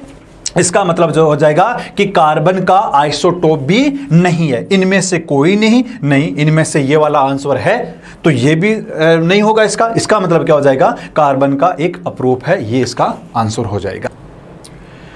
क्वेश्चन नंबर 111 है कि किण्वन का उदाहरण क्या है ना। देखो जैसे दूध है वो खट्टा हो जाता है कुछ देर बाद में, अगर उसको पड़ा रहने दोगे आप। इसी तरीके से आटा है वो भी खट्टा हो जाता है ना। तो कुछ ऐसी अभिक्रियाएं होती हैं जो माइक्रो ऑर्गेनिज्म की प्रेजेंस में होती है, जैसे बैक्टीरिया वगैरह, है ना, और उनसे क्या हो जाता है, रासायनिक परिवर्तन हो जाते हैं, उसको हम क्या बोलते हैं, किण्वन बोलते हैं। किण्वन की वैसी बहुत सारी डेफिनेशंस होती है, जैसे मार्केट में ब्रेड अवेलेबल होती है, वो भी किस अभिक्रिया से बनती है, वो किण्वन अभिक्रिया से बनती है ना। तो आजकल जो बहुत सारे केमिकल्स आ गए हैं, उन केमिकल्स के थ्रू भी क्या हो सकता है, किण्वन हो सकता है। जलेबी जो बनती है, आपको पता है जलेबी है, रात को उसको हम पूरा का पूरा भिगोते हैं और फिर सुबह बनाते हैं, क्यों, क्योंकि उसमें हमें किण्वन करवाना होता है, वो हमें ऐसे कुछ चेंजेज करवाने होते हैं उसके लिए। तो यहां पर ये पूछ रहा है कि किण्वन का उदाहरण है, कौन सा इसका उदाहरण है। तो यहां पर जो दिया गया है, पहला जो दिया गया है, यानी जो ए दिया हुआ है वो है दूध का खट्टा होना, बिल्कुल है, ये इसका एग्जाम्पल है। गीले आटे का खट्टा होना, आटे को आप पड़ा रहने दो, कुछ देर बाद में क्या हो जाएगा, वो गीला जो आटा है वो कुछ देर के बाद में खट्टा होने लग जाएगा। मतलब उसको 5-10 घंटे आप पड़ा रहने दो, फ्रिज में मत रखो, पड़ा रहने दो, खट्टा हो जाएगा। आप फ्रिज में भी रख दोगे, सुबह देखना रात को आपने जब जो आटा लगाया था वो अलग था, और जो सुबह उसको जब देखते हो फ्रिज में रखा हुआ वो भी अलग तरह का होता है। मतलब कुछ ना कुछ उसमें केमिकल चेंजेस हुए हैं। गन्ने के रस से शराब का बनाना, बिल्कुल सारी की सारी जो होती है ये किण्वन के ही उदाहरण है। हमारी बॉडी के अंदर बहुत सारी ऐसी चीजें होती हैं, एंजाइम्स की प्रेजेंस में होती है, एंजाइम्स की प्रेजेंस में भी किण्वन की अभिक्रिया है वो होती है, ठीक है। माइक्रो ऑर्गेनिज्म, बैक्टीरिया वगैरह, उनकी प्रेजेंस में भी ये रिएक्शन होती है। तो यहां पर ये तीनों के तीनों इसके एग्जाम्पल है। तो सही जो आंसर होगा वो कौन सा हो जाएगा, उपरोक्त सभी इसका सही आंसर हो जाएगा, ठीक है। हो गया ये वाला क्वेश्चन नंबर 111। अब हम चलते हैं क्वेश्चन नंबर 112 पे। क्या है कि अल्फा कणों पर आवेश होता है, अल्फा कणों पर आवेश होता है। देखो 3 तरह के जो ये पार्टिकल्स है, अल्फा होते हैं, बीटा होते हैं और गामा होते हैं। अल्फा के ऊपर पॉजिटिव आवेश होता है, बीटा के ऊपर नेगेटिव आवेश होता है, और गामा के ऊपर कोई आवेश नहीं होता है। तो यहां पर जो आपको जो पूछा गया है, वो पूछा गया अल्फा जो रेज है उनके लिए पूछा है, तो धनात्मक उनके ऊपर पॉजिटिव होता है अल्फा पे, नेगेटिव किस पे होता है, बीटा पे, और उदासीन कौन सा होता है, गामा पे, ठीक है। तो यहां पर आपको अल्फा गण, तो सही आंसर कौन सा आ जाएगा, ये वाला, यानी ये भी नहीं होगा क्योंकि आपको अल्फा का पूछा, ये भी नहीं होगा और ये भी नहीं होगा। तो अल्फा के अणु पे आवेश कैसा होता है, धनात्मक होता है। बीटा का पूछे तो ऋणात्मक, और अगर न्यूट्रल पूछे तो वो कौन सा हो जाएगा, गामा हो जाएगा। ठीक है, तो क्वेश्चन नंबर 112 हो गया। उसके बाद में क्वेश्चन नंबर 113, सामान्य व्यक्ति के रक्त का पीएच क्या होता है। हमारा जो ब्लड होता है, रक्त होता है, उसका पीएच क्या होता है, बहुत इंपॉर्टेंट क्वेश्चन है। देखो होता क्या है कि हमारे ब्लड से जब ऑक्सीजन, जो हीमोग्लोबिन है, उस हीमोग्लोबिन से जब ऑक्सीजन जुड़ जाती है तो उसको बोलते हैं ऑक्सो हीमोग्लोबिन। क्या बोलते हैं उसको, ऑक्सीजन जुड़ गया, हीमोग्लोबिन है, इस हीमो HB से उससे ऑक्सीजन जुड़ गया तो इसको बोलते हैं ऑक्सो हीमोग्लोबिन। अगर इससे हट जाता है तो इसको बोलते हैं डीऑक्सी हीमोग्लोबिन। तो हमारे जो ब्लड का जो पीएच होता है वो बिल्कुल स्लाइटली एल्केलाई होता है, इसका मतलब एसिडिक तो नहीं हो सकता। तो इसमें जो ये दो ऑप्शन है 4.5 और 5.3 ये नहीं हो सकता, और दूसरा 6.4 और 6.1 ये नहीं हो सकता। तो कौन सा, या तो ये हो सकता है या ये हो सकता है। हमारे ब्लड का पीएच है वो होता है 7.4। कितना होता है, 7.4। अब ये कह रहा है 7.3 और 7.4। 7.3 क्यों, देखो जब ऑक्सीजन जुड़ता है यानी ऑक्सो हीमोग्लोबिन होता है तो पीएच की वैल्यू होती है 7.4। जब ऑक्सीजन हट जाता है, डीऑक्सी हीमोग्लोबिन होता है, तो पीएच की वैल्यू होती है 7.3। यानी इसके बीच में चलता है। तो सही जो आंसर होगा वो कौन सा हो जाएगा, ये हो जाएगा, ये नहीं होगा। और आपको पूछ लिया, मान लो आपको ये तो रेंज दे दी 7.3 और 7.4, यहां पर रेंज दे दी, रेंज नहीं दे और ऑप्शन, एक ऑप्शन में 7.4 मिले, दूसरे ऑप्शन में अगर 7.3 मिले तो आपको 7.4 करना है, क्योंकि जो पूछा गया है वो ऑक्सी हीमोग्लोबिन का पूछा गया है। चाहे मत दो आपको वहां पर, आपको केवल यहां पर वहां पर दे दे कि स्वस्थ मनुष्य के रक्त का पीएच क्या होता है। अगर ये दोनों ऑप्शन दे दे तो फिर आपको 7.4 है वो करना है। ठीक है, ओके, चले नेक्स्ट प्रश्न में चले। नेक्स्ट प्रश्न है 113 हो गया। 114 है कि कच्चे फलों को कृत्रिम रूप से पकाने के लिए कौन सी गैस उपयोग में लेते हैं। जितने भी कच्चे फल होते हैं, जैसे फॉर एग्जांपल केला हुआ, ठीक है, इसी तरीके से एप्पल हुआ या मैंगो हुआ, बहुत सारे ऐसे फ्रूट्स होते हैं, या पपाया हुआ, पपीता होता है, बहुत सारे ऐसे फ्रूट्स होते हैं जिनको अगर हम पका हुआ अगर लेके आएंगे तो ट्रांसपोर्टेशन में बहुत सारा डैमेज हो सकता है। तो क्या करते हैं, इनको कच्चा तोड़ा जाता है और उसके बाद में जहां पर भी इसको यूज लिया जाता है वहां पर भेजने से पहले, जो मंडियां होती हैं उनमें भेजने से पहले इनको पकाया जाता है। कई मेथड्स हो सकते हैं, केमिकल मेथड होता है और एक फिजिकल मेथड भी होता है, जैसे बर्फ वगैरह होता है, उनसे भी इनको पकाया जाता है। ठीक है, लेकिन यहां पर नॉर्मली जो गैस यूज ली जाती है वो कौन सी, तो कच्चे फलों को पकाने के लिए कौन सी गैस यूज ली जाती है, अमोनिया गैस है वो नहीं ली जाती है। क्यों, क्योंकि अमोनिया गैस है बहुत हानिकारक है हमारे लिए। जैसे बाथरूम में हम जाते हैं तो हमें एक अजीब सी स्मेल आती है, किसकी वजह से, अमोनिया की वजह से। क्या हम उसको सहन कर पाते हैं, नहीं कर पाते हैं। अमोनिया गैस को यूज नहीं लिया जाता है। कौन सा, एसिटिलीन, बिल्कुल एसिटिलीन गैस को कच्चे फलों को कृत्रिम रूप से पकाने के लिए यूज में लिया जाता है। और बहुत सारी चीजें होती है, यहां पर हमें यह पूछा गया तो एसिटिलीन गैस को यूज लिया जाता है। मीथेन बिल्कुल नहीं लिया जाता, हाइड्रोजन को भी नहीं लिया जाता है। तो सही आंसर कौन सा हो जाएगा, एसिटिलीन गैस।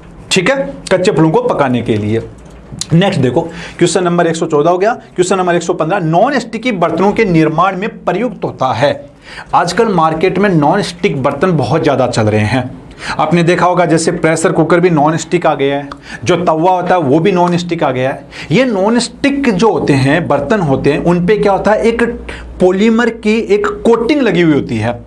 इस कोटिंग की खासियत होती है कि हाई टेम्परेचर होने पे भी वो पिघलती नहीं है। बिल्कुल खासियत होती है ये वाली, है ना। टेम्परेचर हाई है उसके बावजूद भी उनमें कोई चीज नहीं आता है, वो पिघलती नहीं है, ना ही वो चिपकती है किसी चीज के। तो ये जो कोटिंग है ये पूछ रहा है किसकी बनी होती है, नॉन स्टिक जो बर्तन होते हैं उनमें। देखो इसमें जो दिया हुआ बेकेलाइट, जैसे बेकेलाइट है, हमारे जो इलेक्ट्रिक आइटम्स होते हैं वो बेकेलाइट के बनते हैं, बहुत हाई टेम्परेचर को सहन नहीं कर सकती, जल जाएगा वो। तो इसका जो यहां पर अगर हम देखें तो बेकेलाइट है, वो बेकेलाइट इसका ऑप्शन नहीं होगा, बेकेलाइट ऑप्शन नहीं होगा। दूसरा रेयन, रेयन है, बिल्कुल आग को पकड़ता है, रेयन भी नहीं होगा। ठीक है, पॉलिएस्टर, पॉलिएस्टर तो भाग के आग को पकड़ता है, बिल्कुल ये भी नहीं होगा, हाई टेम्परेचर को सहन नहीं कर सकते। तो सही आंसर कौन सा हो जाएगा, टेफ्लॉन। क्या हो जाएगा, टेफ्लॉन है इसका सही आंसर होगा। ठीक है ना, ये एक कार्बन और फ्लोरीन है, इसी का जो है पॉलीमर होता है, तो टेफ्लॉन इसका सही आंसर होगा। जो कोटिंग लगी हुई होती है वो किसकी लगी हुई होती है? टेफ्लॉन की लगी हुई होती है, और वो हाई टेम्परेचर को भी सहन कर सकती है।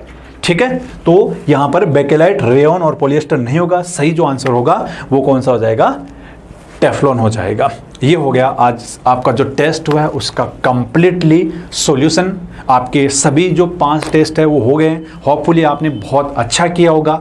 अब जो सबसे मैं कहूँगा कि अब मेन मैच आ रहा है और इसमें आपको बेस्ट परफॉर्मेंस देनी है। अगर आप एक रणनीति बना के जाओगे कि मुझे कैसे पेपर करना है, क्या करना है, तभी आप कुछ कर पाओगे। बिल्कुल अब तक जो आपने किया है, जैसे किसी भी युद्ध को जीतने के लिए बिल्कुल स्ट्रेटेजिकल चलना पड़ता है कि हमें क्या करना है क्या नहीं करना है, बिल्कुल आपके लिए भी ये युद्ध है। रणनीति बना के जाना, मुझे उस 3 घंटे में क्या करना और क्या नहीं करना है, क्योंकि पढ़ाई तो सब लोगों ने की है, जम के पढ़ाई की है, खूब पढ़ाई की है और सब लोगों ने की है। उसमें आप 3 घंटे में कितना अच्छा करके आते हो और लोगों से जो घबराते हैं या इस तरीके से करते हैं उनसे कितना बेटर करा के आते हो। और जब आप घर पे सोच के जाओगे कि मुझे 3 घंटे में क्या करना है, कैसे करना है, तो बिल्कुल आप इसका देखना पॉजिटिव रिजल्ट आपको मिलेगा।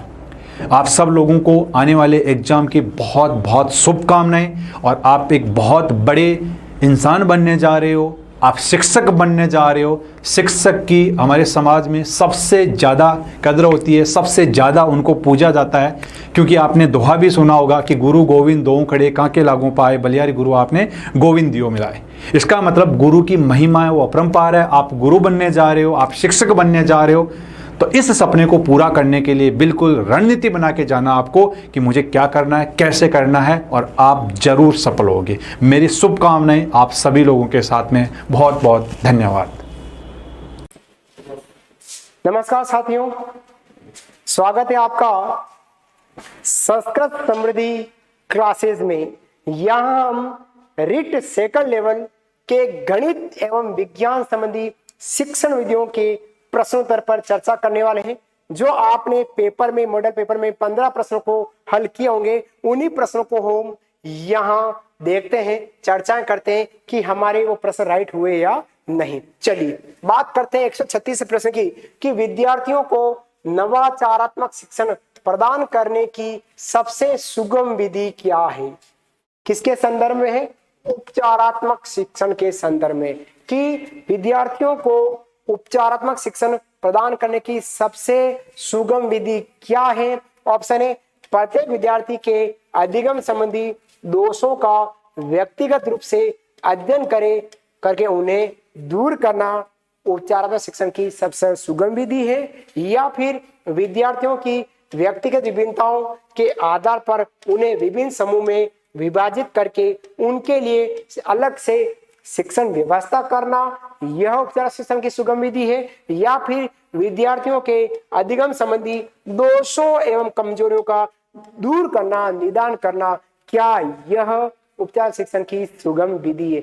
या हम लंबे लंबे उत्तर पढ़ रहे हैं, वो लंबे लंबे उत्तर हमको पॉजिटिवनेस की बात करता है, सकारात्मक दृष्टिकोण की बात करते हैं कि वास्तव में ये तीनों ही उद्देश्य जो है वो विधियां हैं, वो उपचार शिक्षण की सर्वश्रेष्ठ विधि है। तो यहाँ 136वें प्रश्न का आंसर हमारा उपचार शिक्षण की सुगम विधि क्या है? उपयुक्त सभी तीनों ही विधियों के द्वारा विद्यार्थियों में आने वाली कमजोरी को दूर करके उसका उपचार किया जा सकता है। किन के माध्यम से? इन 3 माध्यम से उपचार शिक्षण को सर्वश्रेष्ठ बनाया जा सकता है।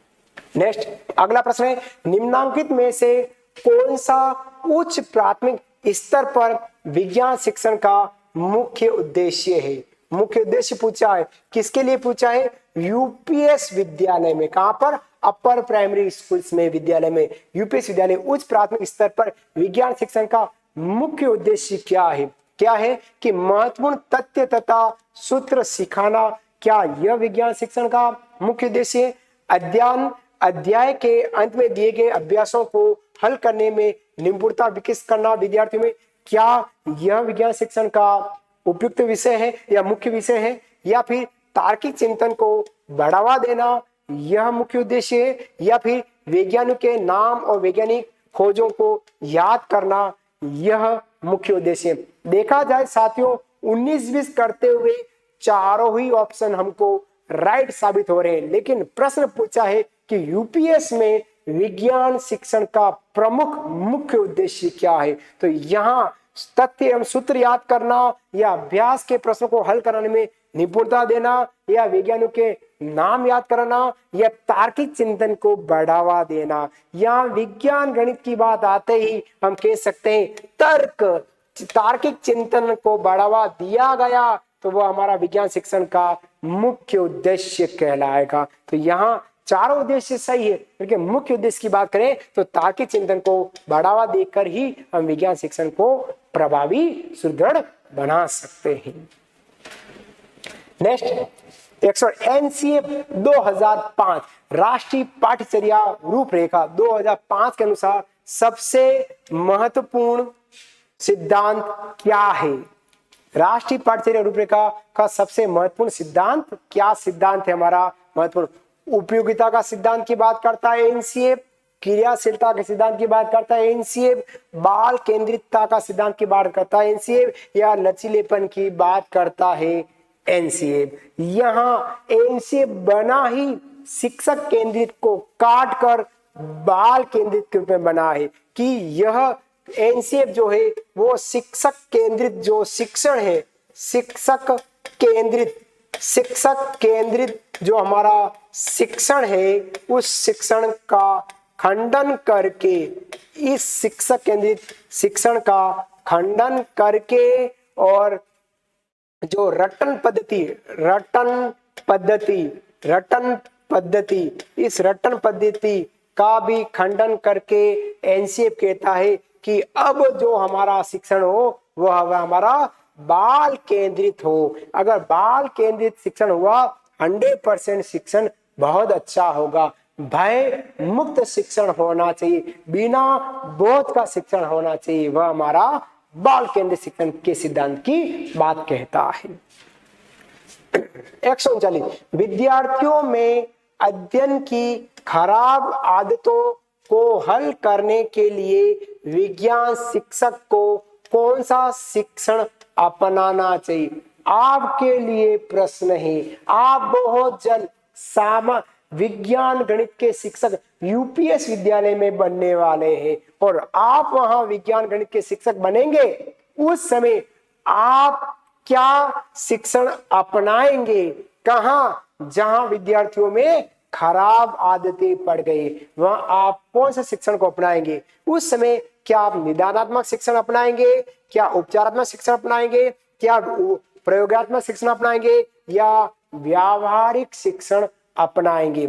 यहाँ हम देखते हैं कि अगर विद्यार्थियों में हमको पता चला, हमने परीक्षा ली या टेस्ट लिया और टेस्ट में हमको पता पड़ा कि कुछ विद्यार्थियों में खराब आदतें थी और वो कक्षा में समय पर नहीं उपस्थित होते थे और उनके द्वारा परीक्षा में अनुत्तीर्ण हो गया है और हमको पता पड़ गया उनकी कुछ खराब आदत के कारण वो परीक्षा में फेल हो चुके हैं, अनुत्तीर्ण हो चुके हैं, तो उस समय हम क्या अपनाएंगे?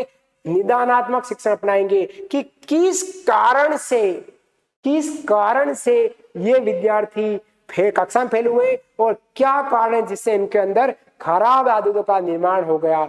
ये शिक्षण किस शिक्षण से पता लगेगा? निदानात्मक शिक्षण से पता वो निदानात्मक शिक्षण के पता लगा लिया और उसको दूर करने के लिए उपचारात्मक शिक्षण ही किया जाता है। तो ऑप्शन नंबर ए है वो 139 प्रश्न का राइट आंसर है। अब आता है उत्कृष्ट अनुसंधान सदैव आरंभ होते बढ़िया ढंग की खोज सदैव कैसे आरंभ होती है? योजना एवं अध्ययन की तैयारी से, मौलिक विचारों से, अन्य लोगों द्वारा किए गए अनुसंधान के अध्ययन से या संबंधित अनुसंधान विधि के अध्ययन से। यहाँ हमको देखना है कि अच्छा उत्कृष्ट अनुसंधान सदैव प्रारंभ कब होगा? जब आपका माइंड काम करेगा। जब भी हम अगर कोई अच्छा खोज करना चाहते तो हमारा जो विचार है वो मौलिक होना चाहिए, सटीक होना चाहिए, वैज्ञानिक दृष्टिकोण वाला होना चाहिए, तभी हम उत्कृष्ट अनुसंधान की बात कर सकते हैं, उत्कृष्ट अनुसंधान प्रारंभ कर सकते हैं। कब? जब विद्यार्थियों हम मौलिक विचारों की बात कराएंगे, 100% उत्कृष्ट अनुसंधान किया जा सकता है। अगला प्रश्न 141, निम्नलिखित में से कौन सी उच्च प्राथमिक स्तर पर विज्ञान की सीखने सिखाने का की मुख्य अपेक्षा है? प्रश्न समझिएगा, निम्नलिखित में से कौन सी उच्च प्राथमिक स्तर पर विज्ञान को सीखने सिखाने की मुख्य अपेक्षा रखती है? क्या अपेक्षा रखती है? प्रश्न और जांच पड़ताल कौशलों का अर्जन करना, साहित्यिक साक्षरता का निर्माण करना, विज्ञान एवं कला के अंतर संबंधों को समझना, या प्रतियोगिता परक परीक्षाओं के लिए शैक्षणिक श्रेष्ठता अर्जित करना, जिससे उच्च प्राथमिक स्तर पर विज्ञान को सीखने सिखाने की बात कर सकता है। यूपीएस विद्यालय में, अपर प्राइमरी विद्यालय में कक्षा 1 से 8 तक या 6 से 8 तक जो विद्यालय हैं, उन विद्यालय में बड़े बच्चों को अगर विज्ञान सीखने सिखाने की बात करते हैं, तब हम वहां पर अगर हमने विज्ञान एवं कला के मध्य अंतः संबंध को समझा दिया, किनके मध्य? विज्ञान एवं कला के मध्य अंतः संबंध को समझा दिया, 100% हम विद्यार्थी में सीखने सिखाने की भावना का विकास कर सकते हैं। कब? ये विज्ञान और ये कला, इन दोनों के बीच में क्या है? अंतर संबंध है, एक दूसरे के पूरक है, एक दूसरे से जुड़े हुए अलग अलग विषय नहीं है। ये दोनों विषय एक दूसरे से अंतर संबंध रखते हैं। ये बात हमने 100% विद्यार्थियों को समझा दी, तो वो उच्च प्राथमिक विद्यालय के विद्यार्थी ज्यादा से ज्यादा सीखने का प्रयास कर सकते हैं, वो अपना अधिगम सुनिश्चित कर सकते हैं।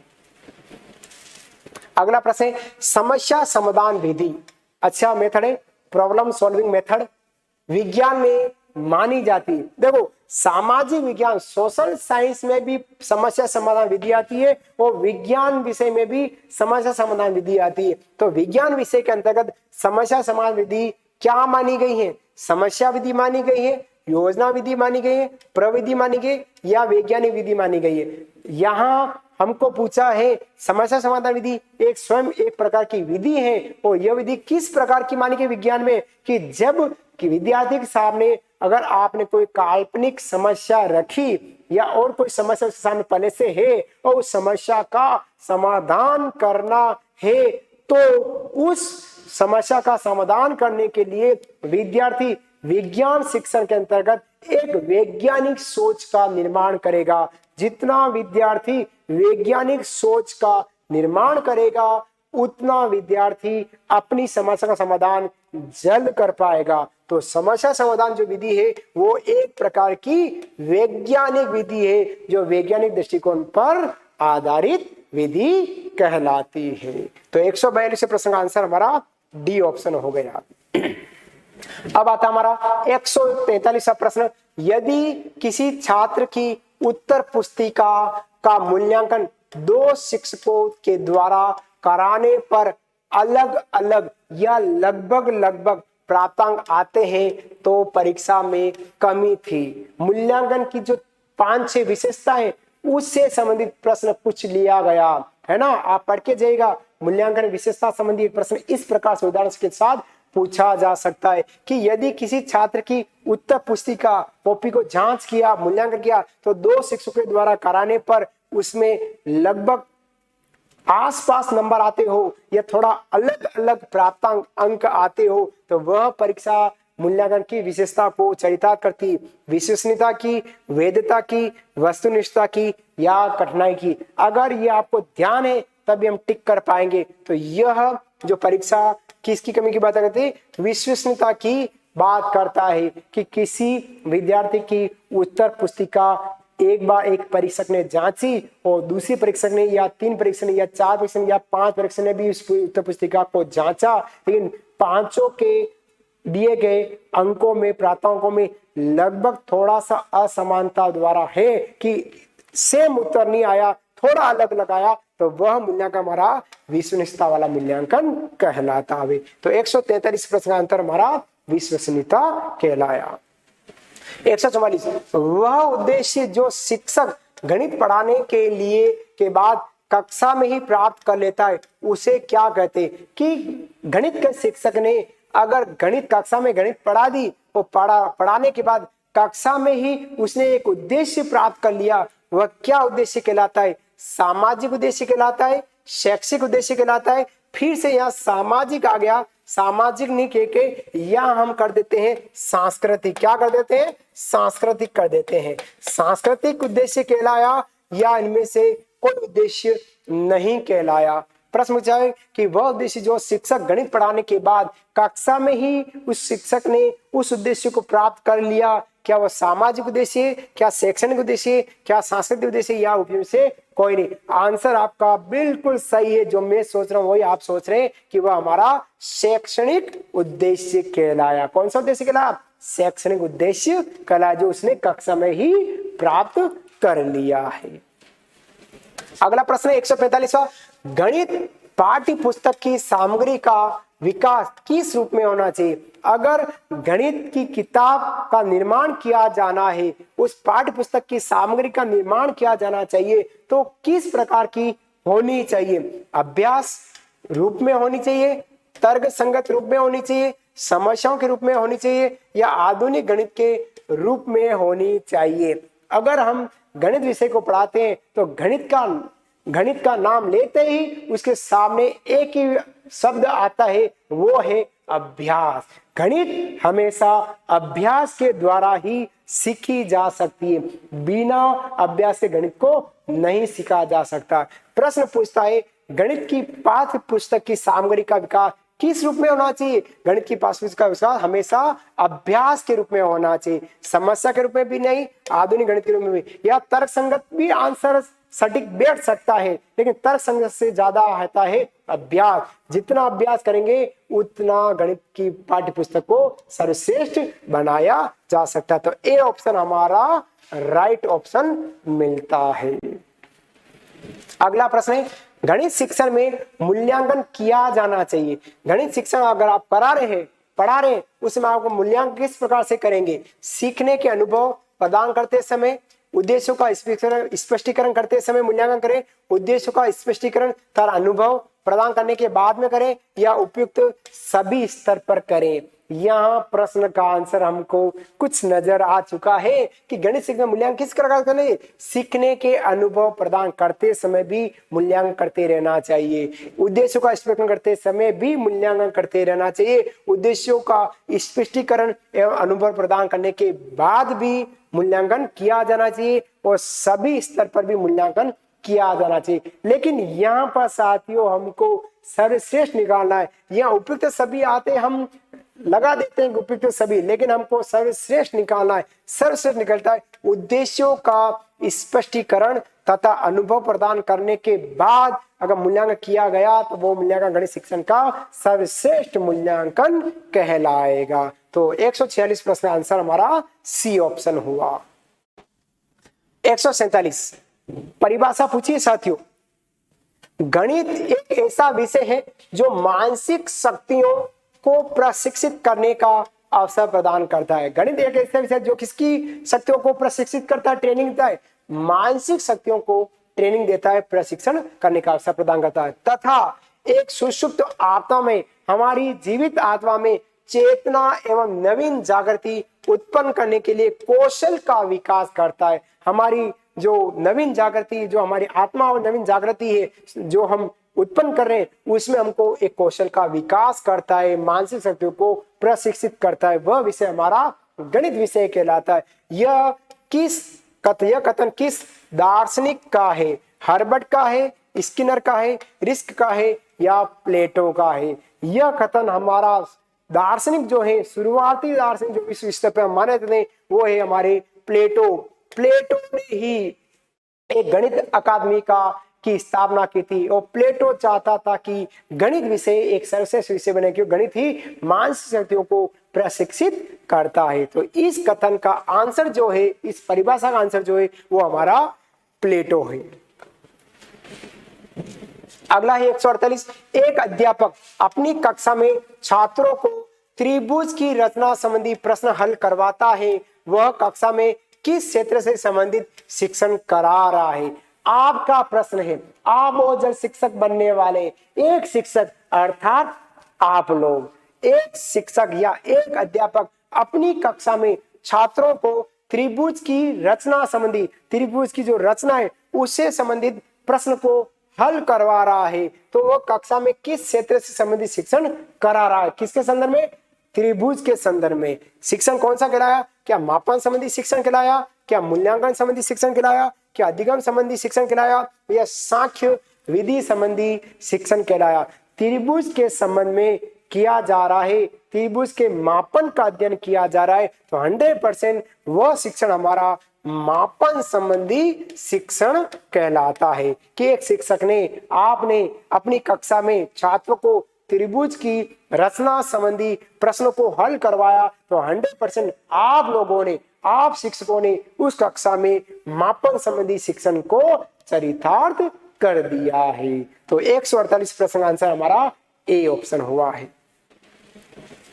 149 गणित शिक्षण में शिक्षण संबंधी समस्याओं को दूर करने के लिए आप निम्न में से किसका उपाय अपनाएंगे। शिक्षण संबंधी समस्याओं को दूर करना, किससे संबंधी? शिक्षण संबंधी समस्याओं को क्या करना? दूर करना। दूर करने के लिए आप क्या उपाय अपनाएंगे? शिक्षक में प्रधानाध्यापक से बच्चों की शिकायत करेंगे कि हेडमास्टर साहब मेरी कक्षा का यह बच्चा गणित में कमजोर है, यह आपका उपाय होगा। या गणित विषय में कमजोर बच्चों का विषय परिवर्तित कर देंगे कि ए बेटा तू गणित में होशियार नहीं हो सकता, तू गणित विषय में कमजोर है, तू गणित विषय ही बदल दे। क्या ये उपाय अपनाएंगे?